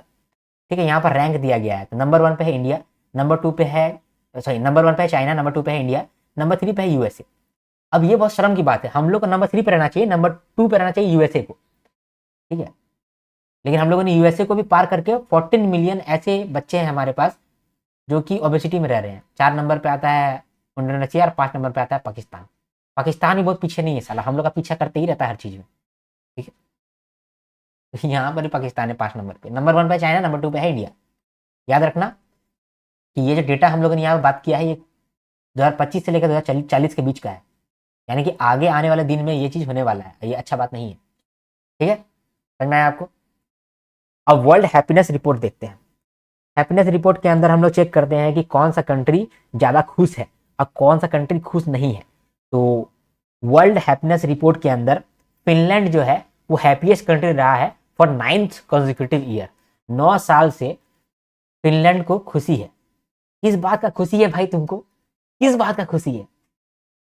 फिनलैंड का वासी एक बार इंडिया आओ, ऐसा इन लोगों को दुख हम लोग देंगे ना, ये लोग भी बोलते रहेगा बहुत कष्ट है, जिंदगी झंड बा फिर भी घमंड बा। ठीक है, ये फिनलैंड से हम लोग को सीखना चाहिए भाई। इन लोगों को किस बात का खुशी है भाई? लगातार 9 साल से खुशी रहा जा रहा है ये लोग। अमंग 147 कंट्रीज फिनलैंड नंबर 1 पे है, इंडिया 116th रैंक पे है। हम लोगों ने क्या किया है कि दुख को ग्लोरीफाई करते हैं हम लोग। आपका टेंशन ज्यादा नहीं है, मेरा टेंशन ज्यादा है। आप लोग बोलेगा कि सर आपका क्या टेंशन है? टेंशन तो मेरा ज्यादा है। अरे तुमको कोई टेंशन नहीं, मेरा टेंशन सुन लेगा तो तुम जी ही नहीं पाएगा। वो वाला रील आप देखे हैं? अगर मैं दिखा पाता तो आपको जरूर दिखाता कि आपका टेंशन कम नहीं, मेरा ज्यादा टेंशन है। तो इंडिया जो है वो 116th रैंक पे है वर्ल्ड हैप्पीनेस रिपोर्ट के अंदर। 6 फैक्टर को हम लोग देखते हैं फॉर इवेल्युएशन ऑफ हैप्पीनेस। कोई कंट्री हैप्पी है या नहीं है वो चेक करने के लिए हम लोग 6 चीज चेक करते हैं। 6 factors for evaluation of happiness. पहला क्या है? जीडीपी पर कैपिटा, पैसा अर्न कर पा रहा है कि नहीं कर पा रहा है उस देश का नागरिक। लाइफ एक्सपेक्टेंसी, कितना लाइफ तक जी पाता है। सोशल सपोर्ट, सोसाइटी में उसका किस तरह का सपोर्ट मिलता है। Freedom to make life choices, generosity और परसेप्शन ऑफ करप्शन। ये 6 फैक्टर याद रख लेना भाई, ये फैक्टर पूछ सकता है एग्जामिनेशन में। ये 6 फैक्टर को देख करके ही हम लोग इवेल्युएट करते हैं कि कोई कंट्री हैप्पी है या नहीं है। ठीक है, कौन ये रिपोर्ट को रिलीज करता है? Wellbeing research centre at university of Oxford in partnership with Gallup, the UN sustainable development solution network. याद रखना, ये बहुत इंपॉर्टेंट न्यूज, बहुत इंपॉर्टेंट रिपोर्ट भी है। ठीक है, इसको हम लोग यहाँ पर 4 मार्क कर लेते हैं। रैंकिंग यहाँ देख लो, नंबर 1 पे फिनलैंड है, नंबर 2 पे आइसलैंड है, और नंबर 3 पे है आपका डेनमार्क, नंबर 4 पे है कोस्टा राइस, नंबर 5 पे स्वीडन, और सबसे लास्ट में है अफगानिस्तान। ठीक है, चलो ये भी हो गया, सीख लिए ये भी। ठीक है, आगे देखते हैं state of Global Climate report 2025। Global climate के लिए क्या रिपोर्ट है समझते हैं इसको, ये भी बहुत इंपॉर्टेंट है एग्जामिनेशन पॉइंट ऑफ व्यू से। रिपोर्ट जो है वो सारा रिपोर्ट बहुत इंपॉर्टेंट बनता है, ठीक है। State of Global Climate report, इसको रिलीज किया गया है वर्ल्ड मेट्रोलॉजिकल ऑर्गेनाइजेशन के द्वारा, based on the inputs from meteorological agencies like WMO centres, UN partners and climate experts. क्या क्या फाइंडिंग रहा है 2015 से लेकर 2025 तक हॉटेस्ट 11 ईयर्स रहा है ऑन रिकॉर्ड। मानते हैं भाई, मानते हैं। 2024 में गर्मी थोड़ी कम हुई थी, सॉरी 2025 में थोड़ा सा गर्मी कम ही हुआ था, 2026 में भी थोड़ा सा गर्मी कम हुआ है, लेकिन 2015 से लेकर 2025 तक ये बहुत गर्मी था यार। ऐसा गर्मी, ऐसा लू चल रहा था कि पता नहीं, बिना एसी के आदमी रह नहीं सकता था। 2025 जो है वो सेकेंड या फिर थर्ड हॉटेस्ट ईयर माना गया है, जहां पर अराउंड 1.43 डिग्री सेल्सियस ज़्यादा था, अबव 1850 to 900 एवरेज। हम लोगों ने क्या ट्राई किया है कि हम लोग बाय 2100, अभी हम लोग का कितना चल रहा है, 2026 चल रहा है ना, 2026 चल रहा है, तो हम लोग चाहते हैं कि 2021 तक जो क्लाइमेट चेंज है वो सिर्फ 1.5 डिग्री सेल्सियस ही अधिक रहना चाहिए, इससे अधिक नहीं बढ़ना चाहिए। और 2025 में ही 1.4 डिग्री सेल्सियस हम लोग का बढ़ चुका था, ठीक है। तो ये खतरे की घंटी बज चुकी है। बिल गेट्स तो अच्छा काम कर रहा है भाई, तुम लोग क्यों बोल रहे हो कि आर्टिफिशियल क्लाउड मत बनाओ? अरे भाई बनाओ यार, बहुत गर्मी लगता है। For the first time India's energy imbalance was included as key climate indicator, ठीक है। इंडिया ने for the first time earth energy imbalance was included as key climate indicator. Greenhouse gas जैसे कि carbon dioxide, methane, nitrous oxide, ये सब record high level पे था। Arctic सी level जो था वो रिकॉर्ड न्यू लो पे चला गया है। अंटार्कटिक सी जो है वो थर्ड लोएस्ट पे चला गया है, और ग्लेशियर मेल्टडाउन पूरा चल रहा है। इसका मतलब क्या है, इसमें थोड़ा सा कंफ्यूज हो सकते हैं, ठीक है। ये मान लो इंडिया है ना, तो इंडिया का एक साउथ पोल होता है, एक नॉर्थ पोल होता है ना। मान लो ये इंडिया है, तो इंडिया बोल रहे हैं, ये है अर्थ, ठीक है। तो यहाँ पर तो बर्फ है, ठीक है, इसको बोलते हैं आर्कटिक सर्कल। और यहाँ पर आपका जाकर के क्या है, अर्थ का नीचे में अंटार्कटिक है ना, अंटार्कटिक है। तो आर्टिक और अंटार्कटिक में क्या है, सिर्फ बर्फ है। तो ये बर्फ तो अभी इतना गर्मी पड़ेगा तो बर्फ तो पिघलेगा ही। अगर ये पूरा पिघल गया तो भाई हम लोग भी डूब जाएंगे, ठीक है, हम लोग भी जल देवता के पास चले जाएंगे, है ना। तो यही यहाँ पे बोल रहा है कि अंटार्कटिक जो है ये थर्ड लोएस्ट पे है, यानी कि थर्ड लोएस्ट का मतलब आप समझ रहे हैं, बहुत सारा जो आइस था वो मेल्ट हो गया है, इसीलिए थर्ड लोएस्ट लेवल पे है। और ये तो हाईएस्ट लोएस्ट लेवल पे है, यानी कि इतना पिघला हुआ कभी भी था नहीं आर्कटिक सर्कल, ये बोला जा रहा है, ठीक है। ये तो हो गया, समझ में आ गया, आगे बढ़ते हैं ना। अब देखते हैं world air quality report. Climate के बारे में जान लिए, अब एयर के बारे में जान लेते हैं।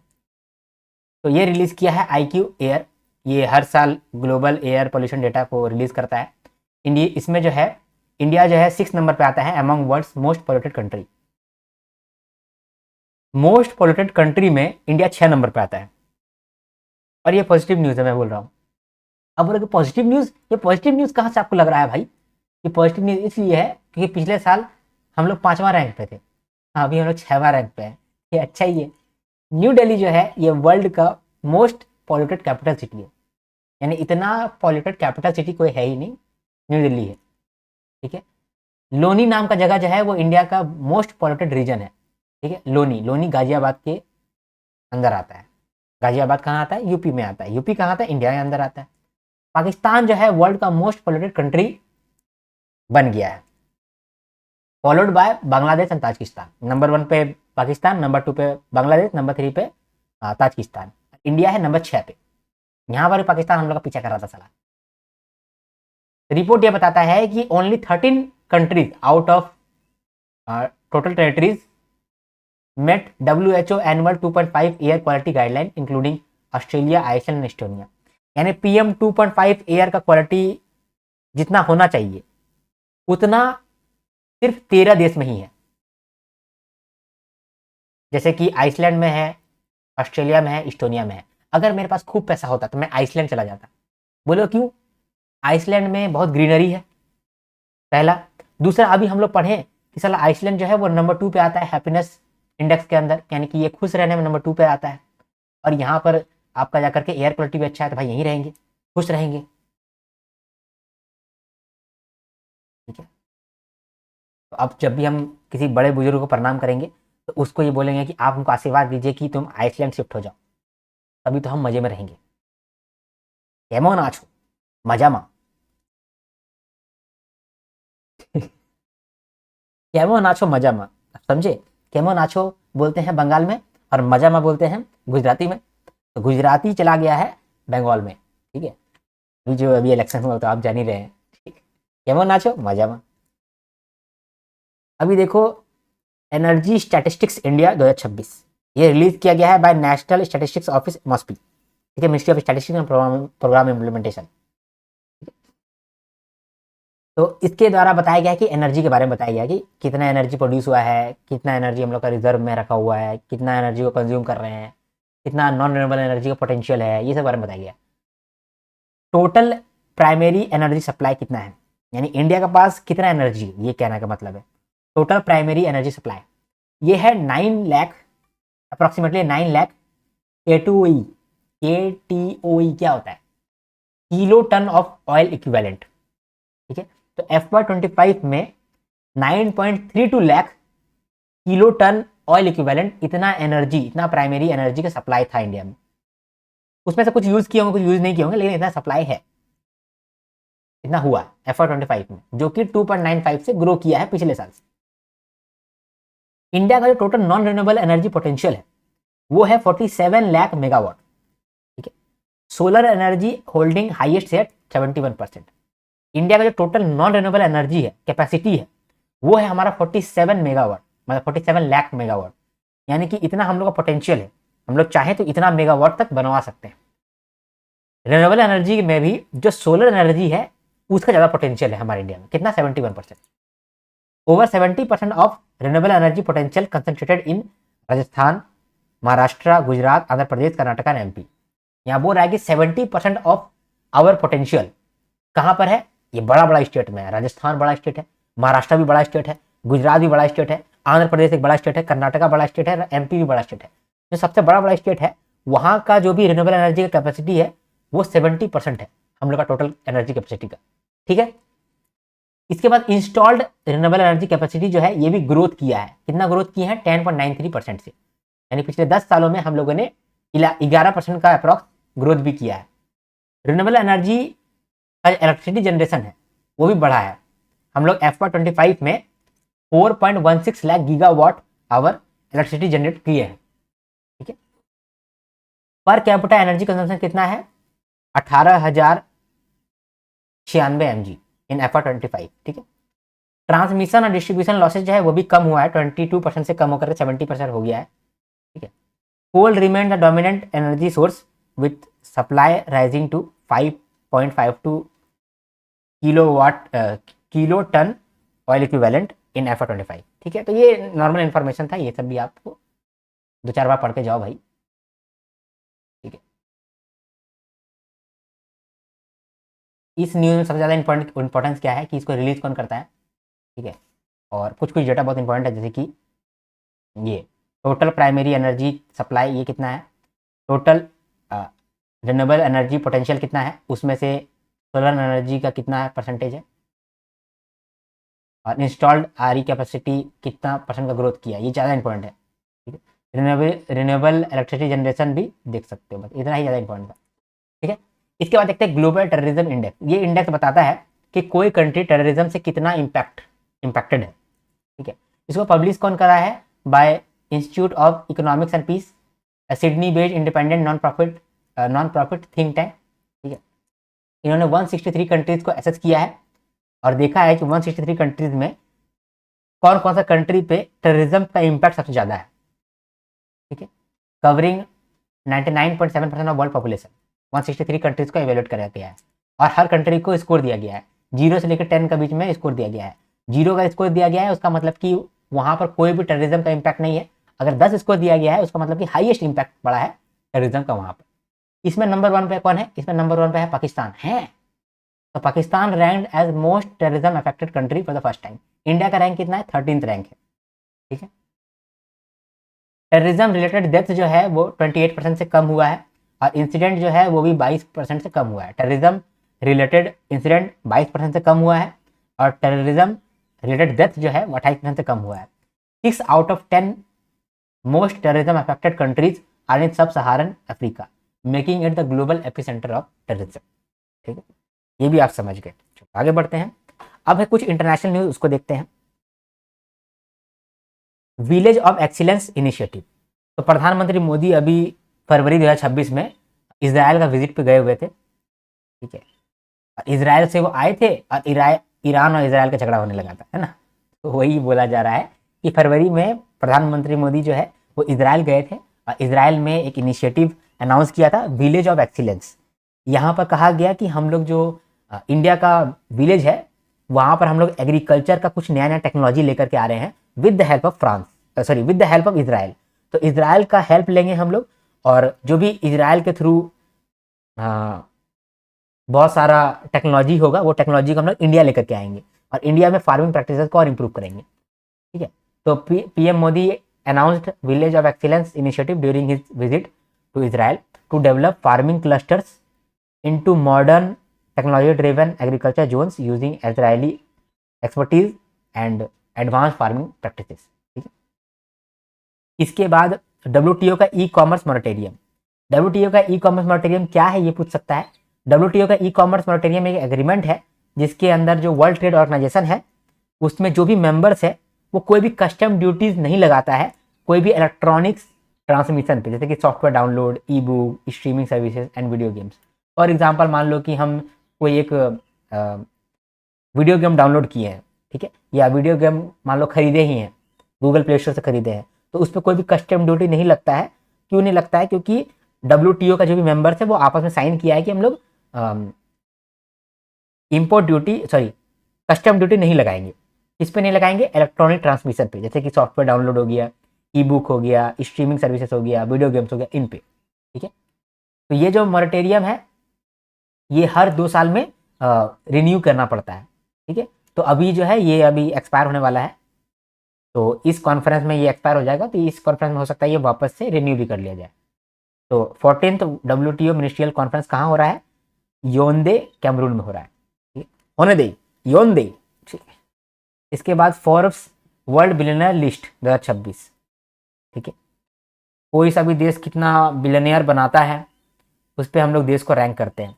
तो इंडिया जो है वो 3rd रैंक पे है globally, behind China and USA in Forbes world billionaire list 2026 में 229 बिलियनियर्स इंडिया ने बनाया है, जिसमें से एक अलग पांडे जी भी हैं। अलग पांडे कौन है? जो फिजिक्स वाला के को फाउंडर है वो है अलग पांडे। ठीक है, वो भी पहली बार आए हैं, ये भी एक बड़ा अचीवमेंट है ना। तो अलग पांडे और प्रतीक बुब ये जो है ये को फाउंडर हैं फिजिक्स वाला के। इंटरनेशनल मलेरिया कॉन्फ्रेंस 2026 ये ऑर्गेनाइज किया गया है by ICMR, national institute of malaria Research, इसके द्वारा। ठीक है, इसका थीम रखा गया है discovery, development and delivery, driving malaria elimination and beyond. ठीक है, इसके बाद कुछ स्पोर्ट्स न्यूज़ है और फिर बैंकिंग न्यूज़ है, फिर हमारा ये डन हो जाएगा, डोंट वरी। ठीक है, स्पोर्ट्स न्यूज़ क्या क्या है? खेलो इंडिया ट्राइबल गेम्स। ठीक है, ये 25 मार्च से लेकर के 6 अप्रैल तक चलने वाला है, छत्तीसगढ़ के अंदर चलने वाला है। इसको अनाउंस किया गया है by minister of youth affairs and transport sports. ठीक है, तो ministry of youth affairs and sports announced first ever Khelo India tribal games in Chhattisgarh from 25 March to 6 April. इसका मैस्कॉट रखा गया है मोरवीर। ठीक है, इंडिया जो है 10 मेडल जीता है in archery at Asia Cup world ranking tournament stage 1 in Bangkok. तो अभी Asia Cup world ranking tournament चल रहा है जिसका स्टेज 1 बैंकॉक में हो रहा है, वहां पर इंडिया ने 10 मेडल जीता है। ठीक है, आर्चरी के अंदर। तो Asia cup 2026 Bangkok archery tournament concluded, जिसके अंदर इंडिया ने 2 गोल्ड जीता है, 4 सिल्वर जीता है, 4 ब्रॉन्ज मेडल जीता है। ठीक है, उसमें से जो गोल्ड जीता है उसका नाम यहाँ पर लिखा हुआ है उदय कंबोज और चिकिता तानीपर्थी और रजत चौहान, इन्होंने गोल्ड जीता है। ठीक है, आर्चरी इवेंट अभी इंडिया और भी कुछ होस्ट करने वाला है, तो India to host major international archery event. अभी जो आपने देखा ना कि इंडिया जो है वो एशिया कप 2026 का बैंकॉक आर्चरी टूर्नामेंट के अंदर ट्रॉफी जीता है ना। ये तो बैंकॉक में हो रहा है, तो ये जो है इंडिया में भी होगा अगले साल। तो India to host Asia Cup archery 2027 second leg for the first time in 22 years. ठीक है, यानी जो एशिया कप आर्चरी वाला है वो इंडिया होस्ट करने वाला है पहली बार आफ्टर 22 ईयर्स। पिछले बार ये 2005 में होस्ट किया गया था और हम लोग अब जाके उसको होस्ट करने वाले हैं। तो ये जो एशिया कप आर्चरी 2025 होने वाला है इसका हम लोग सेकेंड लेग करेंगे होस्ट। पहला लेग बैंकॉक में होगा, सेकेंड लेग इंडिया में होगा। ठीक है, दिल्ली में होगा। तो India last hosted the tournament इन 2005। इसके बाद south Asia para archery championship 2026 ये कोलकाता में होने वाला है और एशियन पैरा आर्चरी चैंपियनशिप ये अहमदाबाद में होने वाला है। ठीक है, इसके बाद रणजी ट्रॉफी जीता है जम्मू एंड कश्मीर। किसको हराया है? कर्नाटका को हराया है। Very very important, Jammu Kashmir पहली बार जीता है। ठीक है, Jammu and Kashmir win Ranji trophy in maiden final after 67 years by winning against Karnataka in Hubli. तो कर्नाटका जो है उसको हराया है और जम्मू कश्मीर ने रणजी ट्रॉफी जीता है। ये बहुत बड़ा न्यूज़ है, इसको भी स्टार मार्क कर लो। ठीक है, इनको भी स्टार मार्क कर लो, इसको भी स्टार मार्क कर लो, इसको भी स्टार मार्क कर लो। स्टार मार्क नहीं कर रहा था क्या मैं? इधर सारा में स्टार मार्क करना, क्योंकि अभी जो भी मैंने पढ़ा है वो सारा इंपॉर्टेंट था। ठीक है, हाँ, इसको भी स्टार मार्क कर। कुछ न्यूज़ में बहुत तगड़ा तगड़ा न्यूज़ तो नहीं था, नॉर्मल नॉर्मल ही न्यूज़ था। आपको समझ में आया होगा और हो सकता है याद भी हो गया हो। तो एक बार हम लोग समरी भी करेंगे, समरी करके ना जो भी हम लोग स्टार मार्क किए हुए हैं उसको वापस से पढ़ भी लेंगे, डोंट वरी। इसके बाद लेब्रॉन को देखो, लेब्रॉन जो है लेब्रॉन जेम्स जो है उन्होंने ब्रेक कर दिया है record for most NBA games played. NBA basketball का एक टूर्नामेंट होता है, वहां पर सबसे ज़्यादा गेम खेला है ये LeBron. Indian women's cricket team nominated for Laureus award. ठीक है, ये जो लॉरियस अवार्ड है, ये जो लॉरियस अवार्ड है इसको हम लोग ऑस्कर ऑफ स्पोर्ट्स बोलते हैं। ये बहुत बड़ा अवार्ड होता है और इस अवार्ड के लिए Indian women's national cricket team इसको नॉमिनेट किया गया है। अभी Indian women national cricket team ने वर्ल्ड कप जीता था, पहली बार इंडियन वुमेन ने वर्ल्ड कप जीता है क्रिकेट पे, है ना, 2025 में जीता था। तो उसके लिए पूरे टीम को इस अवार्ड के लिए नॉमिनेट किया गया। It is the first women's cricket team to receive this nomination. World Cup जो है वो ऑस्ट्रेलियन क्रिकेट टीम ने भी जीता है, ऑस्ट्रेलियन वुमेन क्रिकेट टीम ने भी जीता है, लेकिन फिर भी इंडियन वुमेन्स क्रिकेट टीम को अभी नॉमिनेट किया गया फॉर लॉरियस अवार्ड 2026 और ये पहली वुमेन क्रिकेट टीम है जिनको ये नॉमिनेशन भी मिला है। तो ये इंपॉर्टेंट न्यूज़ है। ठीक है, IISc प्रोफेसर, ठीक है, अर्पिता पात्रा, ये सेकंड इंडियन वुमन बनी है to summit world's highest volcanic peak. तो वर्ल्ड का जो हाईएस्ट वॉल्केनिक पीक है जिसका नाम है नवेदो ओजस देल सलादो।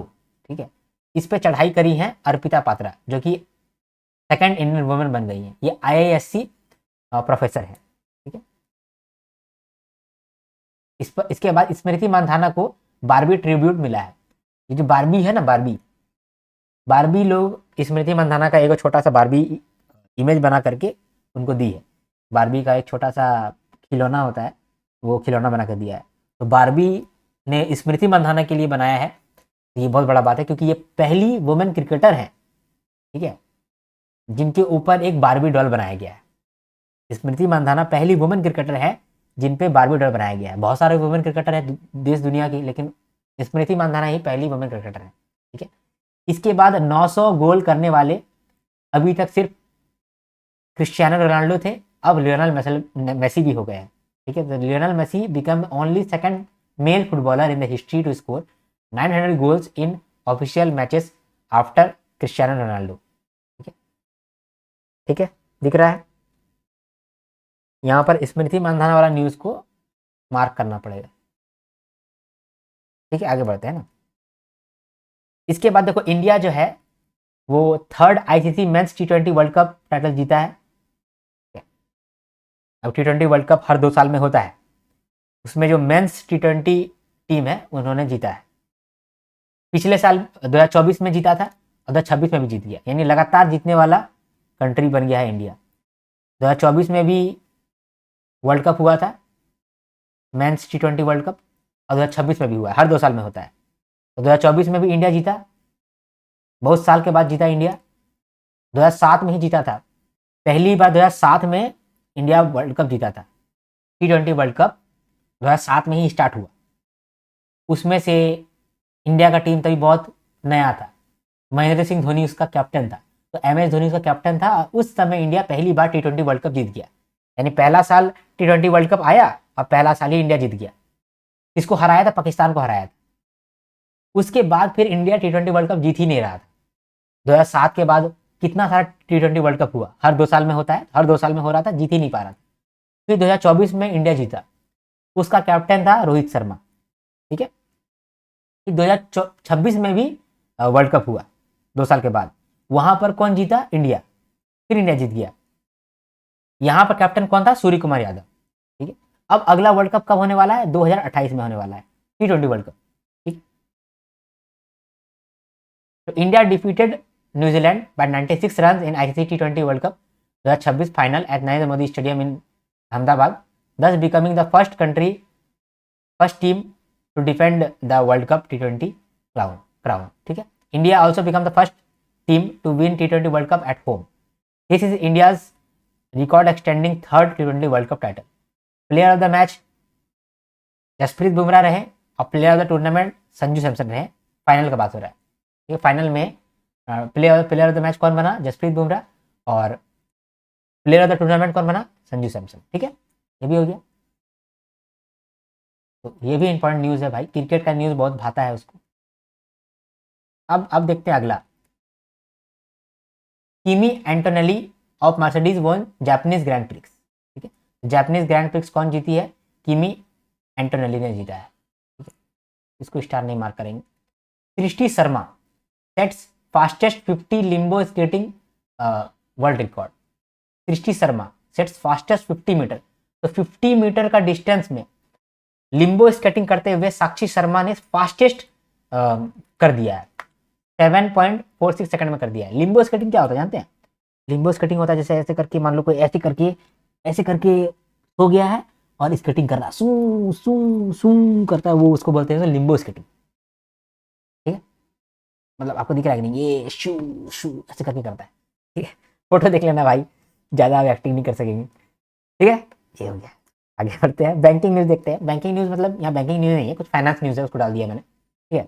यहाँ देखो कुछ इनकम टैक्स रूल्स चेंज हुआ है।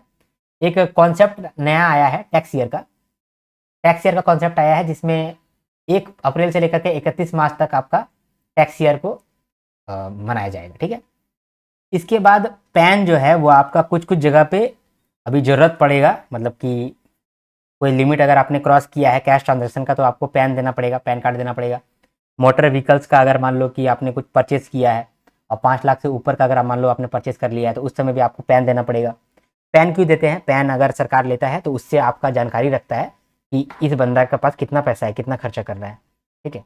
ये जानकारी सरकार लेना चाहता है, इसीलिए सरकार क्या करता है, वो बोलता है कि जहाँ जहाँ पर ज़्यादा पैसा खर्चा कर रहा है ना, वहाँ पर पैन मांग लेना उससे। तो पैन अगर रहेगा तो सरकार देख पाएगा कि अच्छा ये इतना खर्चा यहाँ किया है, उतना खर्चा वो वहाँ किया है, उतना खर्चा वो वहाँ किया है, इसका मतलब इस पर ज़्यादा पैसा है, इसे ज़्यादा हम लोग टैक्स मांगेंगे, ठीक है। इसीलिए पैन का रिक्वायरमेंट सरकार बढ़ाता है। तो पैन अभी कहाँ कहाँ पर नीड पड़ेगा, ठीक है। ये बहुत इंपॉर्टेंट न्यूज़ है भाई, ठीक है, क्योंकि ये जो है ना आम जनता को इम्पैक्ट करता है, वो चीज़ आपको पता होना चाहिए, ठीक है। तो पैन कहाँ कहाँ पर जरूरी होगा? तो अगर मान लो कि कैश डिपॉजिट या विड्रॉल 10 लाख पर ईयर या फिर उससे ज़्यादा हो गया, तो उस समय आपको पैन देना पड़ेगा, ठीक है। मान लो आपने किसी बैंक में जाकर के कैश डिपॉजिट किया है और साल भर में 10 लाख से ज़्यादा कर दिया, ठीक है, या कैश विड्रॉल मतलब मिला करके, मान लो कि आपने 5 लाख का कैश डिपॉजिट किया और 5 लाख का विड्रॉल कर लिया, तो मिला करके कितना ट्रांजेक्शन आपने किया? 10 लाख का ट्रांजेक्शन कर लिया। तो अगर 10 लाख पर ईयर से ज़्यादा ट्रांजेक्शन अगर आप करते हैं, या 10 लाख का भी ट्रांजेक्शन आपका हिट करता है, तो उस केस में आपको पैन देना पड़ेगा। पहले ये लिमिट था कि सिर्फ डिपॉजिट पे, अगर आपका डिपॉजिट 50,000 पर डे से ज़्यादा होता है तब आपको पैन देना पड़ता था, लेकिन अभी उन्होंने क्या बोला है कि कैश ट्रांजैक्शन अगर 10 लाख पर ईयर से ज़्यादा होता है या फिर 10 लाख होता है, तो उस केस में पैन जरूरत पड़ जाएगा। मोटर व्हीकल, अगर आप कोई व्हीकल खरीद रहे हैं 5 लाख रुपया का या फिर उससे ज़्यादा अमाउंट का, और अगर 2 व्हीलर ही क्यों ना है, तो उस केस में भी आपको पैन देना पड़ेगा, ठीक है। होटल या फिर इवेंट में अगर आप पेमेंट 1 लाख से ऊपर देते हैं, ठीक है, जैसे कि आप होटल, बैंक्वेट, रेस्टोरेंट, यहाँ पर आप पेमेंट कर रहे हैं 1 लाख से ज़्यादा, तो उस समय आपको फिर भी पैन देना पड़ेगा। पहले ये 50,000 का लिमिट था, अब उसको बढ़ा करके 1 लाख कर दिया गया, ठीक है। इसके बाद इमूवेबल प्रॉपर्टी, अगर आप मान लो कि इमूवेबल प्रॉपर्टी का ट्रांजेक्शन कर रहे हैं, मान लो कि कोई बिल्डिंग है, ठीक है, कोई आपका घर है, उस घर का सेल कर रहे हैं या उस घर को खरीद रहे हैं, ठीक है, या उस घर को गिफ्ट दे रहे हैं और वो 20 लाख से ऊपर का उसका मतलब कि आप सेल कर रहे हैं, 20 लाख से ऊपर आप परचेस कर रहे हैं, तो उस केस में भी आपको पैन देना पड़ेगा, ठीक। पहले ये लिमिट 10 लाख का था, ठीक है, क्लियर हो गया। तो पैन कहाँ कहाँ पर जरूरत है, अगर कैश ट्रांजेक्शन 10 लाख या उससे ज़्यादा हो गया तब जरूरत है। अगर आप मोटर व्हीकल खरीद रहे हैं जिसका कि 5 लाख या उससे ज़्यादा का प्राइस है, फिर आप कोई पेमेंट कर रहे हैं होटल या फिर कोई इवेंट में 1 लाख से ज़्यादा, या फिर आप इमूवेबल प्रॉपर्टी को खरीद या बेच रहे हैं 20 लाख से ज़्यादा का, तो उस केस में आपको पैन का रिक्वायरमेंट लगेगा। टीडीएस आपका कहीं कहीं पर काटना ही पड़ेगा। कौन कौन जगह पे कितना कितना काटना पड़ेगा वो दिखा हुआ है। अगर रेंट पेमेंट आपका 50,000 पर मंथ से ज़्यादा होता है तो आपको टीडीएस काटना पड़ेगा। फिर ट्रांसफर ऑफ इमूवेबल प्रॉपर्टी अगर 50 लाख या उससे ज़्यादा का होता है तो भी आपको टीडीएस काटना पड़ेगा। Professional contract, commission, brokerage payment अगर 50 लाख ज़्यादा कर रहे हैं तो वहाँ आपको टीडीएस काटना पड़ेगा। तो ये सब लिमिट में आपको टीडीएस काटना पड़ेगा, ठीक है। तो ये ज़्यादा इंपॉर्टेंट नहीं था, पैन कहाँ कहाँ नीडेड है ये ज़्यादा इंपॉर्टेंट था। इसके बाद टैक्स पेयर को कुछ रिलीफ मिल रहा है कि टैक्स पेयर जो है अपना इनकम टैक्स रिटर्न को अपडेट कर सकेंगे up to 4 years from the end of relevant assessment year, ठीक है। उसके बाद फिर रीओपनिंग के लिए भी टाइम लिमिट को कम करके 5 साल कर दिया है। पहले सरकार जो है ना बहुत पुराना टैक्स असेसमेंट को खोल करके आप पे केस कर देता था कि आपको एक्स्ट्रा अमाउंट देना पड़ेगा क्योंकि पिछले 10 साल में मतलब 10 साल पहले आपने ऐसा गलत रिटर्न फाइल किया था। तो अब बोल रहा है सरकार कि पिछला 10 साल का आप लोग नहीं चेक कर पाएंगे, लास्ट 5 साल का ही चेक करेंगे।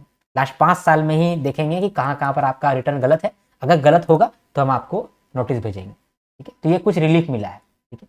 इसके बाद गृह सुगम पोर्टल में क्या हो रहा है कि नेशनल हाउसिंग बैंक ने ये पोर्टल लॉन्च किया है, ठीक है, for defence, paramilitary and government personal, ठीक है। ये जो पोर्टल है इसके अंदर क्या हो रहा है, जो भी एम्प्लॉयज़ है पैरामिलिट्री का, डिफेंस का या फिर गवर्नमेंट एम्प्लॉयज़ है, वो जो है अपना होम लोन रिक्वायरमेंट वहाँ पर डाल सकता है, होम लोन रिक्वायरमेंट रजिस्टर कर सकता है और मल्टीपल कॉम्पिटिटिव ऑफर उसको मिलेंगे बाय बैंक्स, ठीक है, और फिर वो होम लोन ले सकता है, ठीक है। ठीक है, होम लोन लेगा, कहाँ से लेगा, बैंक से लेगा या हाउसिंग फाइनेंस कंपनी से लेगा, ठीक। नेशनल हाउसिंग बैंक जो है ये ऑल इंडिया फाइनेंशियल इंस्टीट्यूशन है अगर आपको पता हो तो, ठीक है। ये भी हम लोगों ने यहाँ पर कर लिया। अभी हम लोग क्या करेंगे, जो जो भी हम लोगों ने स्टार मार्क किया हुआ है उनको वापस समराइज करेंगे शॉर्ट में, ठीक है, फटाफट फटाफट उसको रिवाइज कर लेंगे, ठीक है। जो भी स्टार मार्क किया हुआ है सिर्फ वही सब। चलो, अभी तक हम लोगों ने जो भी स्टार मार्क किया हुआ है उन सारी न्यूज़ को हम लोग वापस से देख लेते हैं, फास्ट तरीके से समराइज कर लेते हैं। सबसे पहले 3 मार्च को वर्ल्ड वाइल्ड लाइफ डे मनाया गया है, ठीक है। इसी दिन साइट्स का एग्रीमेंट साइन हुआ था। साइट्स मतलब कि कन्वेंशन और international trade in endangered species of wild flora and fauna, ठीक है। इस दिन का थीम क्या रखा गया है, medicinal and aromatic plants conserving health, heritage and livelihood. 4 मार्च को मनाया गया है world engineering day for sustainable development. इसका थीम क्या रखा गया, smart engineering for sustainable future through innovation and digitalisation. फिर 4 मार्च को ही वर्ल्ड ओबेसिटी डे मनाया गया है। इसका थीम रखा गया है 8 billion reasons to act on obesity. Obesity day कैसे हम लोग याद किए थे, ये मान लो 4 है तो एक तरह का लग रहा है कि किसी का तोंद निकल गया है, तो वैसे हम लोगों ने याद किया था वर्ल्ड ओबेसिटी डे 4 मार्च। इसका थीम क्या रखा गया है, 8 billion reasons to act on obesity. इसके बाद 8 मार्च को इंटरनेशनल वुमेंस डे मनाया गया है। इसको हम लोग कैसे याद किए थे, वुमेन का प्यार जो होता है वो इन्फिनिटी जैसा होता है, इसीलिए 8 मार्च में हो रहा है ना। इसका थीम क्या रखा गया, right, justice, action for all women and girls. इसके बाद 14 मार्च को मनाया गया इंटरनेशनल मैथमेटिक्स डे, ठीक है। 14 मार्च को मनाया गया इंटरनेशनल मैथमेटिक्स डे। इसका थीम क्या रखा गया, मैथमेटिक्स एंड होप। इसी दिन बर्थ एनिवर्सरी पड़ता है मैथमेटिशियन श्रीनिवास रामानुजन का, ठीक है, वेरी इंपॉर्टेंट। इसके बाद फिर हम लोग देखें फ्रेंच लैंग्वेज डे 20 मार्च को। तो हम लोग 6 यूएन लैंग्वेज को अलग अलग दिन में मनाते हैं। 6 यूएन लैंग्वेज कौन कौन सा है, Arabic, Chinese, English, French, Russian और स्पेनिश। और फ्रेंच वाला हम लोग मनाए हैं 20 मार्च को, ठीक है। इसके बाद 21 मार्च को हम लोग मनाए हैं World day of Glaciers. United Nation ने डिक्लेयर किया 2025 को as international year of Glaciers preservation, ठीक है। 21 मार्च को हम लोग मनाए International Day for Elimination of Racial Discrimination इसका थीम रखा गया था मोबिलाइजिंग पॉलिटिकल विल। 23 मार्च को हम लोग वर्ल्ड मेट्रोलॉजिकल डे मनाते हैं, इसका थीम रखा गया है ऑब्जर्विंग टुडे प्रोटेक्टिंग टुमारो। इसी दिन वर्ल्ड मेट्रोलॉजिकल ऑर्गेनाइजेशन बना था 1950 के अंदर, है ना। इसके बाद बुक्स एंड ऑथर्स के अंदर 2 बुक्स हम लोग देखते हैं। एक है वेल्थ ऑफ नेशन, ये एडम स्मिथ ने लिखा है। एडम स्मिथ जो है वो फादर ऑफ इकोनॉमिक्स कहलाते हैं। और करुणा द पावर ऑफ कंपैशन, ये कैलाश सत्यार्थी ने लिखा है। और कैलाश सत्यार्थी जो है वो नोबेल पीस प्राइज जीते थे 2014 में। अपॉइंटमेंट में ये जो भूमिका श्रेष्ठा है, ये नेपाल की पहली ट्रांसजेंडर वुमेन एमपी बन गई हैं फ्रॉम राष्ट्र स्वतंत्र पार्टी, ठीक है। और ये मेनका गुरुस्वामी, ये पहली क्वीर एमपी बन गई हैं। क्वीर एमपी का मतलब कि पहली LGBTQ कम्युनिटी से आती हैं, और ये पहली एमपी बन गई हैं फ्रॉम तृणमूल कांग्रेस TMC, ठीक है। इसके बाद अवार्ड, वाराणसी जो है वो गिनीज वर्ल्ड रिकॉर्ड में एंटर किया है। वाराणसी जो है वो 1 घंटे में 2.5 लाख पौधा को प्लांट किया है। ये इसी का रिकॉर्ड बनाया है वाराणसी। इससे पहले ये रिकॉर्ड चाइना का पास था, जिन्होंने 1.5 लाख सैपलिंग बनाया था, सैपलिंग उगाया था 1 घंटे के अंदर, ठीक है। इसके बाद शेप ऑफ मोमो, ये मूवी जो है ये इंटरनेशनली बहुत रिकॉग्नाइज हो रहा है। तो ये मूवी का डायरेक्टर कौन है और किस स्टेट से है? शेप ऑफ मोमो जो है वो सिक्किमीज फिल्म है, इसका डायरेक्टर त्रिवेणी राय है। कल्पना सोरेन को अवार्ड मिला है वुमेन एम्पावरमेंट के लिए। Women empowerment trail blazer award मिला है at BRICS CCI WE annual women summit and felicitation 2026। Kalpana Soren का न्यूज़ ये क्यों इंपॉर्टेंट है? क्योंकि कल्पना सोरेन जो है वो झारखंड CM की वाइफ है, ठीक है, हेमंत सोरेन की वाइफ है। ऋतुपर्णा सेनगुप्त को UK पार्लियामेंट में ऑनर किया गया है इंटरनेशनल वुमेन्स डे के दौरान, ठीक है। और क्यों किया गया है? उनको दिया गया है women's empowerment award for art and culture, ठीक है। हैदराबाद एयरपोर्ट जो है वो स्काईट्रैक्स अवार्ड जीता है for best airport staff in India and south Asia 2026, ठीक है। और ये 5th टाइम जीता है, ये भी बात आप याद रखिएगा, ठीक है। चलो इसके बाद आगे बढ़ते हैं, अरुंधति रॉय को देखते हैं। अरुंधति रॉय को UN national books critics circle award मिला है for her memoir mother Mary comes to मी, ठीक है। शीतल देवी को para archer of the year 2025 का खिताब दिया गया है। क्यों? क्योंकि ये 19 ईयर ओल्ड पैरा आर्चर है जम्मू कश्मीर से, जो कि पहली और सिर्फ पहली फीमेल आर्मलेस आर्चर है जिन्होंने गोल्ड जीता था at world para archery championship, ठीक है। इसका कबे मदानी, इन्होंने स्टॉकहोम वाटर प्राइज जीता है for linking water science with policy diplomacy public outreach, ठीक है। ये यंगेस्ट लॉरेट रहे हैं और फर्स्ट UN ऑफिशियल हैं टू रिसीव द अवार्ड, इसीलिए ये इंपॉर्टेंट है। ऑस्कर अवार्ड भी हुआ है। ऑस्कर अवार्ड में बेस्ट एक्टर का खिताब जीता है one battle after another. Best actor जीता है Michael B. Jordan. Best actress जीती है जेसी बकले। बेस्ट डायरेक्टर जीता है Paul Thomas Anderson. Best cinematography जीता है सिनर्स के अंदर ऑटम डुरल आर्कपाव। इनको मिला है बेस्ट सिनेमाटोग्राफर का अवार्ड, जो कि पहली वुमेन है to win Oscars for best cinematography, ठीक है। उसका बेस्ट ओरिजिनल सॉन्ग मिला है गोल्डन को, ठीक है। आगे बढ़ते हैं, अब देखते हैं नेशनल न्यूज़। तो 11th रेजिना डायलॉग 2026 हेल्ड किया गया है। इसका थीम क्या रखा गया था? संस्कार, असर्शन, एकोमोडेशन, एडवांसमेंट। इसको ऑर्गेनाइज किया गया है bye observer research foundation in partnership with ministry of external affairs. इनके चीफ गेस्ट रहे हैं फिनलैंड के प्रेसिडेंट अलेक्जेंडर स्टब। इसके बाद PM मोदी जो है वो लॉन्गेस्ट सर्विंग इलेक्टेड हेड बन गए हैं, ठीक है, सरपासिंग सिक्किम के CM पवन कुमार चैमलिंग। क्या हुआ है? प्रधानमंत्री पहले तो CM बने, लगातार CM बने, CM बनने के बाद फिर PM भी बन गए हैं, तो वो लॉन्गेस्ट सर्विंग इलेक्टेड हेड है, हेड ऑफ द गवर्नमेंट बने हैं, वो भी लंबे समय तक के लिए। तो PM मोदी बन गए हैं। किनको सरपास किया है ये इंपॉर्टेंट है, सिक्किम के CM पवन कुमार चैमलिंग, इनको सरपास किया है। इसके बाद C. जो कि इंडिया का रिसर्च एंड डेवलपमेंट ऑर्गेनाइजेशन है, C. इनको रिकॉग्निशन मिला है मोबाइल वर्ल्ड कांग्रेस के अंदर, जो कि बार्सिलोना में हो रहा था। क्यों मिला है? फ्रॉड प्रो के लिए। जो फ्रॉड प्रो है एक तरह का फ्रॉड डिटेक्शन सॉल्यूशन है, जो कि AI और डेटा एनालिटिक्स का यूज करके आपको बता देगा कि अगर आपके साथ कोई फ्रॉड हो रहा है तो बता देगा कि देखो आपके साथ फ्रॉड होने वाला है, आप बच जाओ, ये बता देगा। तो ये फ्रॉड प्रो नाम का एक जो AI सॉल्यूशन है, इस सॉल्यूशन के लिए C. को मिला है recognition at mobile world Congress Barcelona. इसके बाद इंडिया ने पहला BRICS youth coordination meeting 2026 conduct किया है। इसको ऑर्गेनाइज करने वाला कौन है? Ministry of youth affairs and sports. BRICS का भी चेयरमैन इंडिया ही है, और इंडिया ने एक थीम अडॉप्ट किया है, building for resilience, innovation, cooperation and sustainability, ठीक है। ब्रिक्स मेंबर का बात करें तो ब्रिक्स के अंदर 5 कंट्री है, ब्राज़ील, रसिया, इंडिया, चाइना, साउथ अफ्रीका। और ब्रिक्स प्लस के अंदर 6 कंट्री है, Egypt, Ethiopia, Iran, Indonesia, Saudi Arabia, UAE. ठीक है। इसके बाद हम लोगों ने देखा कि सिक्किम की स्तुति प्रधान जो है ये रिप्रेजेंट करेगी इंडिया को at world youth parliament. World youth parliament जो है ना एक ऐसा इंटरनेशनल प्लेटफॉर्म है जहां पर अलग अलग कंट्री से यूथ डेलीगेटीज आते हैं और ग्लोबल इश्यूज के बारे में बात करते हैं। तो इंडिया की तरफ से सिक्किम की स्तुति प्रधान रिप्रेजेंट करने वाली है। ठीक है। इसके बाद एक्सरसाइज लामितीय। ये जो एक्सरसाइज लामितीय है ये इंडिया और सेकलेस के बीच में होने वाला है। लामितीय का मतलब होता है फ्रेंडशिप। इसके बाद इंडियन नेवी जो है ये यूएसए का नेवी के साथ एक्सरसाइज सी ड्रैगन करने वाला है, मतलब करा है। फिर ऑपरेशन सागर बंधु, इंडियन आर्मी जो है एक मेजर ब्रिज प्रोजेक्ट लॉन्च किया है श्रीलंका के अंदर, उसको ऑपरेशन सागर बंधु के अंदर कंप्लीट किया जाएगा। एक्सरसाइज द्वीप शक्ति, इंडिया अपना इंडियन नेवी, इंडियन आर्मी और इंडियन एयरफोर्स ये तीनों को मिल करके एक्सरसाइज किया है ताकि अंडमान निकोबार आइलैंड को बचाने के लिए पहले से एक्सरसाइज किया है। मतलब कि अगर मान लो कि अंडमान निकोबार आइलैंड में कभी कुछ प्रॉब्लम आता है तो उसके सेफ्टी के लिए इंडियन नेवी, इंडियन आर्मी और इंडियन एयरफोर्स किस तरह से आपस में काम करेगा उसके लिए एक्सरसाइज किया गया है, उसका नाम रखा गया द्वीप शक्ति। ठीक है।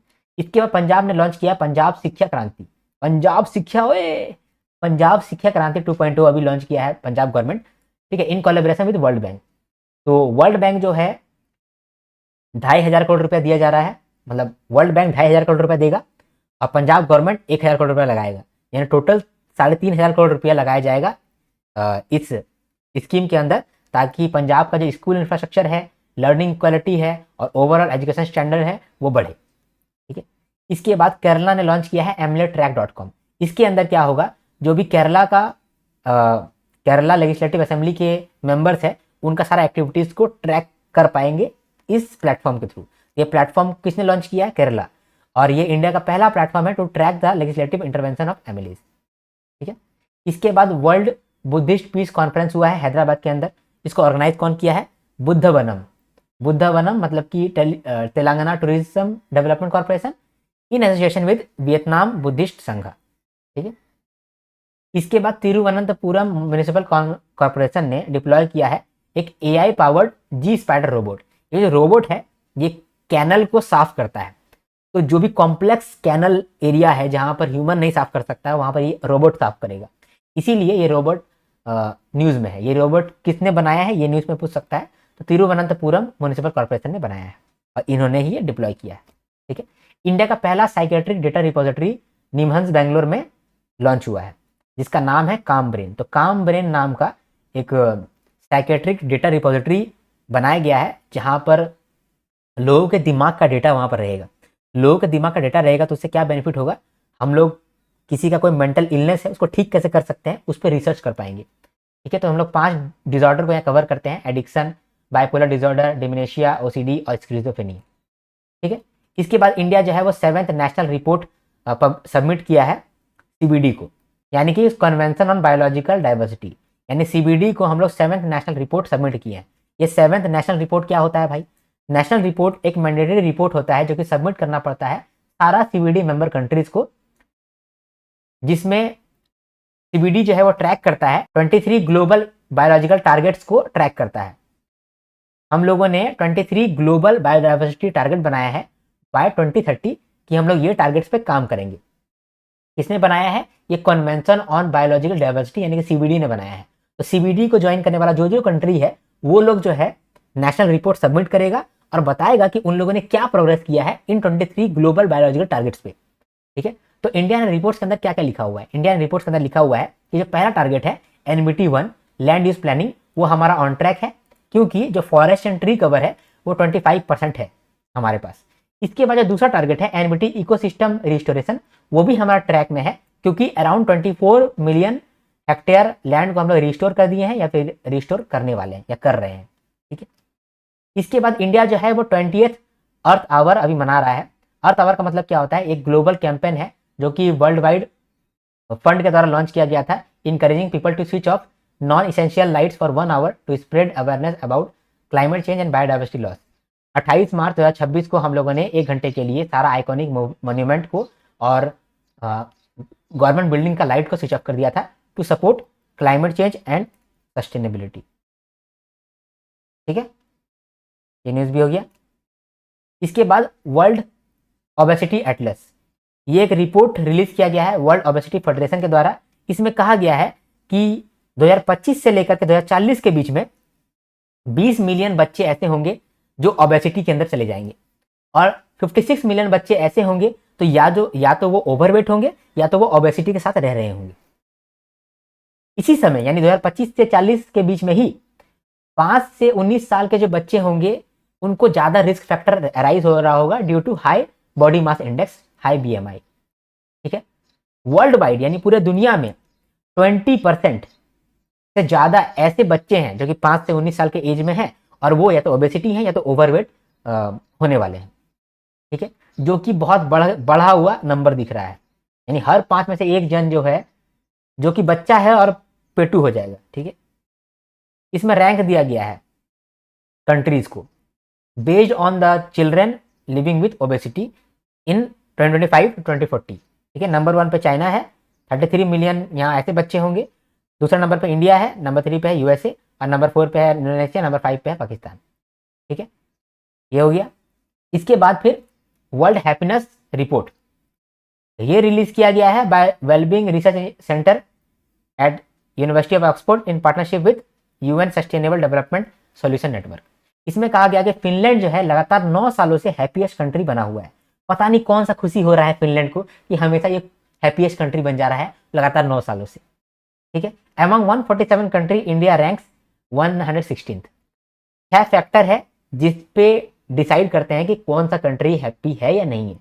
कौन कौन सा है? GDP per capita, life expectancy, social support, freedom to make life choices, generosity और परसेप्शन ऑफ करप्शन। नंबर 1 पे फिनलैंड आता है, नंबर 2 पे आता है आइसलैंड, नंबर 3 पे आता है डेनमार्क, नंबर 4 पे आता है कोस्टा राइस, नंबर 5 पे आता है स्वीडन, और नंबर 116 पे आता है इंडिया। नंबर 116 पे आता है इंडिया, और आखिर में आता है अफगानिस्तान 147 रैंक पे। ठीक है, आगे देखते हैं। आगे है State of Global Climate report. तो क्लाइमेट का बात कर रहे हैं, इसको कौन रिलीज किया है? इस रिपोर्ट को रिलीज किया है world meteorological organisation based on the input from meteorological agency, WMO centres, UN partners and climate experts. यानी बहुत सारा डेटा को लेकर के क्लाइमेट के बारे में रिपोर्ट बनाता है वर्ल्ड मेट्रोलॉजिकल ऑर्गेनाइजेशन, और ये फिर आपको बताता भी है। ठीक है, क्या क्या फाइंडिंग्स रहा है? इन्होंने कहा है कि 2015 से लेकर 2025 तक ये हॉटेस्ट 11 ईयर्स रहा है ऑन रिकॉर्ड। ठीक है, इसके बाद 2025 जो है वो या तो सेकंड या तो थर्ड हॉटेस्ट ईयर कंसिडर किया जाएगा, क्योंकि यहाँ पर 1.4 डिग्री सेल्सियस बढ़ गया था temperature above 1850 to 1900 average temperature. Green house gas जो है वो चरम पे था। इसके बाद जो आर्कटिक सी है, जो आर्कटिक सी का जो आइस है वो रिकॉर्ड लो पे हो गया, यानी कि मैक्सिमम पिघल गया होगा, और अंटार्कटिक सी का जो आइस है वो थर्ड लोएस्ट पे रह गया। ठीक है, ग्लेशियर जो है वो मेल्ट डाउन हो जा रहा है। ठीक है, around 1/3 of the global workforce faces heat related workspace risk annually. ठीक है, इसके बाद वर्ल्ड एयर क्वालिटी रिपोर्ट, ये रिपोर्ट को रिलीज किया है IQ एयर। ठीक है, ये एनुअल पॉल्यूशन डेटा को रिलीज करता है। इसके हिसाब से इंडिया जो है वो 6th रैंक पे है among world most polluted countries. जितना भी पोल्यूटेड कंट्रीज है उसमें नंबर 1 पे पाकिस्तान है। ठीक है, नंबर 2 पे बांग्लादेश है। पाकिस्तान पे है, पाकिस्तान नंबर 1 पे है, यानी world most polluted country Pakistan है, उसके बाद बांग्लादेश है, उसके बाद ताजिकिस्तान है, और इंडिया नंबर 6 पे आता है। ठीक है, न्यू दिल्ली जो है वो वर्ल्ड का मोस्ट पोल्यूटेड कैपिटल सिटी बन गया है।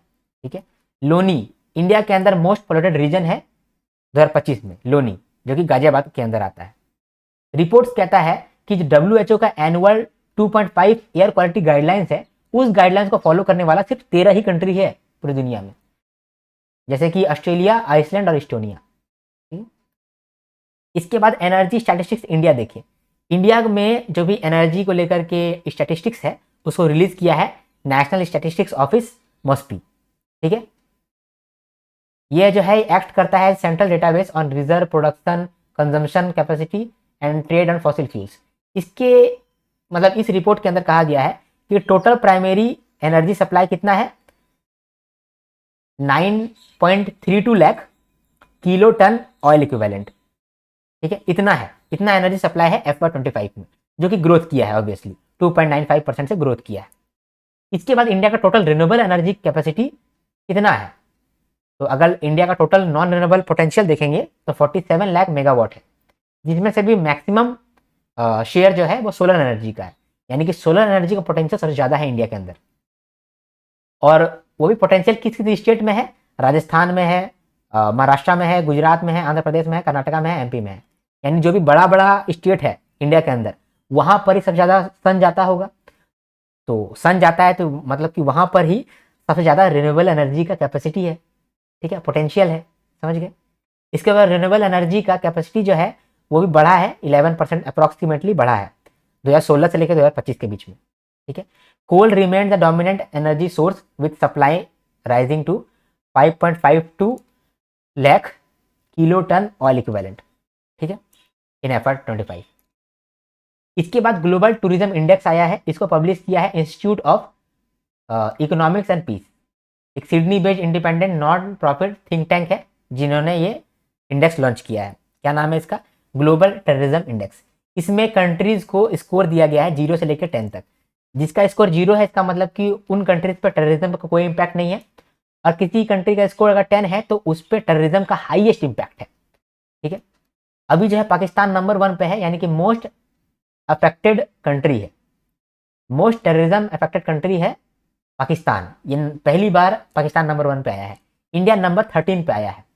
ठीक है, इसके बाद कह रहा है कि जो टेररिज्म रिलेटेड डेथ है वो 28% से कम हुआ है, और टेररिज्म रिलेटेड इंसिडेंट जो है वो 22% से कम हुआ है। ठीक है, इसके बाद विलेज ऑफ एक्सीलेंस इनिशिएटिव, प्रधानमंत्री मोदी इजराइल के साथ पार्टनरशिप साइन किए हैं, जिसमें इजराइल जो है अपना टेक्नोलॉजी का मदद से इंडिया का जो फार्मिंग क्लस्टर है उनको मदद कर सकेगा, नया नया टेक्नोलॉजी लेके देगा एग्रीकल्चर जोन्स को। ठीक है, तो हेल्प करेगा इजराइल इंडिया के एग्रीकल्चर जोन्स को डेवलप करने के लिए। ठीक है, इसका WTO ई कॉमर्स मॉरेटोरियम क्या होता है, ये एक एग्रीमेंट है अंडर विच जो भी WTO के मेंबर्स होते हैं वो कस्टम ड्यूटी इंपोज नहीं करते हैं ऑन इलेक्ट्रॉनिक ट्रांसमिशन, जैसे कि software download, e books, streaming services and video games. ये जो मॉरेटोरियम है ये हर 2 साल में रिन्यू होता है। इस साल अभी ये एक्सपायर होने वाला है in 14th WTO ministerial conference in Yaounde, Cameroon. ठीक है, फोर्ब्स का वर्ल्ड बिलियनर लिस्ट 2026 आया है, जिसमें इंडिया 3rd रैंक कर रहा है। इंडिया ने 2026 में 229 बिलियनर्स को ऐड किया है, इसीलिए इंडिया 3rd रैंक पे आता है। इसमें से अलग पांडे जो है वो इसी लिस्ट में आए हैं, बिलियनर लिस्ट के अंदर आए हैं। अलग पांडे जो है वो एक टीचर हैं, एक एंटरप्रेन्योर हैं, जो कि CEO रह चुके हैं। इसके जो CA हैं, अभी भी CEO हैं फिजिक्स वाला के। फिजिक्स वाला के अंदर 2 को-फाउंडर है, एक है अलग पांडे और दूसरे हैं प्रतीक बुब, याद रखिएगा दोनों का नाम। इसके बाद इंटरनेशनल मलेरिया कॉन्फ्रेंस 2026 इसको ऑर्गेनाइज किया गया है by ICMR, national institute of malaria research. ठीक है, इसका थीम क्या रखा गया है वो भी याद रखिए, discovery, development and delivery, driving malaria elimination and beyond. इसके बाद स्पोर्ट्स का कुछ न्यूज़ है। पहली बार खेलो इंडिया ट्राइबल गेम्स को ऑर्गेनाइज किया गया है, अनाउंस किया गया है by minister of youth affairs and sports. Chhattisgarh में ये अनाउंस किया गया है, इसका मैस्कॉट रखा गया है मोरवीर। इंडिया जो है Asia cup 2026 Bangkok archery tournament के अंदर 10 मेडल जीता है। ठीक है, 2 गोल्ड जीता है, 4 सिल्वर जीता है और 4 ब्रॉन्ज जीता है। उदय कॉम्बोज गोल्ड जीते हैं और चिकिता तानीप्रथी और रजत चौहान ये भी गोल्ड जीते हैं। तो ये 2026 का एशिया कप आर्चरी टूर्नामेंट था। 2027 का जो एशिया कप आर्चरी टूर्नामेंट होने वाला है वो इंडिया के अंदर होगा।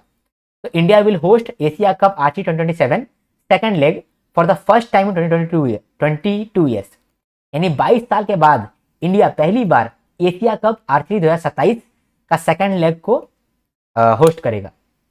ठीक है, साथ में south Asian para archery championship जो है वो कोलकाता में होने वाला है, और एशियन पैरा आर्चरी चैंपियनशिप 2025-26 ये अहमदाबाद में होने वाला है। ठीक है, जम्मू एंड कश्मीर रणजी ट्रॉफी जीता है और कर्नाटका को हराया है, इसको भी याद रखिएगा। इसके बाद इंडियन वुमेन क्रिकेट टीम जो है उसको लॉरेंस अवार्ड के लिए नॉमिनेट किया गया है। ये जो लॉरियस अवार्ड है ये स्पोर्ट्स का ऑस्कर माना जाता है, और ये इंडियन वुमेन क्रिकेट टीम जो है इनको नॉमिनेट किया गया है लॉरियस अवार्ड के लिए। क्यों इनको नॉमिनेट किया गया है? क्योंकि इन्होंने 2025 में maiden ICC women's world cup जीता है, ठीक है, और ये पहली वुमेन क्रिकेट टीम है जिनको ये नॉमिनेशन मिला भी है, ठीक है। इसके बाद स्मृति मंधाना एक वुमेन क्रिकेटर है इंडिया की, और ये पहली वुमेन क्रिकेटर है जिनको जिन पे बारबी डॉल मॉडल किया गया है, ठीक है। तो बारबी जो है, बारबी ऑर्गेनाइजेशन जो है, उन्होंने एक बारबी डॉल बनाया है स्मृति मंधाना का, ठीक है। इसके बाद इंडिया जो है वो 3rd ICC T20 world cup title जीता है। इंडिया का जो मैन T20 है उस वर्ल्ड कप में जो मैन क्रिकेट टीम है उन्होंने जीता है, और ये तीसरा T20 वर्ल्ड कप टाइटल है इंडिया के पास, ठीक है। तो फाइनल में इंडिया जो है न्यूजीलैंड को हराया था बाय 96 रन। फाइनल मैच जो हो रहा था वो अहमदाबाद में हो रहा था, नरेंद्र मोदी स्टेडियम के अंदर, ठीक है। और ये इंडिया का record extending 3rd T20 world cup title है। फाइनल में मैन ऑफ द मैच बने थे जसप्रीत बुमराह, और प्लेयर ऑफ द टूर्नामेंट जीते संजू सैमसन। इंडिया 2007 में T20 वर्ल्ड कप जीता था, फिर 2024 में जीता, 2026 में भी जीता, ठीक है। तो इसका होस्ट नेशन कौन कौन सा है वो याद रखिएगा। अभी इंडिया में ही हो रहा था और इंडिया में ही इंडिया ने जीता है। तो पहली बार T20 वर्ल्ड कप के इतिहास में ऐसा हुआ है कि होम कंट्री में ही होस्ट कंट्री ही जीता है, तो ये याद रखिएगा। इसके बाद सृष्टि शर्मा, इन्होंने वर्ल्ड रिकॉर्ड बनाया है फास्टेस्ट 50 मीटर लिम्बो स्केटिंग के अंदर, ठीक है। इसके बाद बैंकिंग का कुछ न्यूज है, बैंकिंग मतलब कि फाइनेंस न्यूज है। टैक्स का कुछ रूल्स आया था, उसको देख लेते हैं। A new concept of tax year define किया गया था 1 अप्रैल से लेकर के 31 मार्च तक, ठीक है। इसको टैक्स ईयर बोला जाएगा। इसके बाद पैन कार्ड आपको कहाँ कहाँ पर जरूरत पड़ेगा।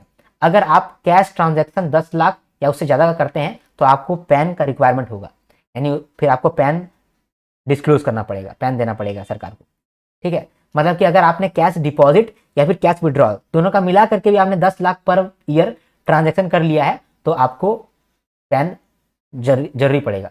अगर आपने व्हीकल खरीदा है 5 लाख या फिर उससे ज़्यादा का इंक्लूडिंग 2 व्हीलर, तो आपको उस केस में भी पैन का रिक्वायरमेंट पड़ेगा। अगर आपने hotel, restaurant, banquet, event management कहीं पर भी अगर आपने 1 लाख से ज़्यादा का पेमेंट किया है तो आपको पैन लगेगा। इसके बाद अगर आपने इमूवेबल प्रॉपर्टी को खरीदा है या बेचा है और उसका प्राइस 20 लाख से ज़्यादा है तो उस केस में भी आपको पैन देना पड़ेगा। इसके बाद टैक्स पेयर जो है अपना ITR को अपडेट कर पाएंगे up to 4 years from the end of relevant assessment year. इसके बाद जो सरकार आपका टैक्स असेसमेंट को रीओपन कर सकता है वो 5 साल हो गया है। पहले ये बहुत सालों तक रीओपन कर सकता था सरकार, उसमें क्या था कि आपको बहुत अनसर्टेनिटी फील होता था, तो वो अनसर्टेनिटी को भी कम कर दिया गया है। इसका गृह सुगम पोर्टल, एक पोर्टल बनाया गया है नेशनल हाउसिंग बैंक के द्वारा, ताकि जो भी डिफेंस ऑफिसर हैं, गवर्नमेंट ऑफिसर हैं, पैरामिलिट्री ऑफिसर हैं, वो लोग जो हैं अपना होम लोन का रिक्वायरमेंट यहाँ पर पोस्ट कर पाएंगे, और उस होम लोन का रिक्वायरमेंट को देखते हुए जो मल्टीपल बैंक्स है या फिर हाउसिंग फाइनेंस कंपनी है वो ऑफर उन लोगों को देगा ताकि उन लोगों को हाउसिंग फाइनेंस मिल पाएगा, ठीक है। ये हम लोगों ने यहाँ पर सारा इंपॉर्टेंट न्यूज़ को भी वापस देख लिया है, ठीक है। अगर आपको मेरा वीडियो पसंद आया है, क्योंकि पसंद आया होगा ही, तो अगर पसंद आया है तो लाइक जरूर करो और कमेंट करो। आपका एक एक अच्छा सा कमेंट मेरा दिन बना देता है, मजाक नहीं कर रहा हूँ। एक अच्छा कमेंट मैं दिन रात देखते रहता हूँ। आप अगर वीडियो को शेयर कर पाओगे तो आपके दोस्तों को भी बेनिफिट मिलेगा, और दोस्तों को भी बेनिफिट मिलेगा तो भगवान आपको ही ज़्यादा मार्क्स देगा, ठीक है। और सब्सक्राइब करके रखो आप हमारे चैनल को, आपको बहुत बेनिफिट मिलेगा आगे भी, अगर आप RBI ग्रेड भी या फिर रेगुलेटरी बॉडीज़ का तैयारी कर रहे हो तो। अब हम लोग मिलते हैं नेक्स्ट वीडियो में, तब तक के लिए हर हर महादेव, शंभू शंकर, जय हिंद, जय भारत।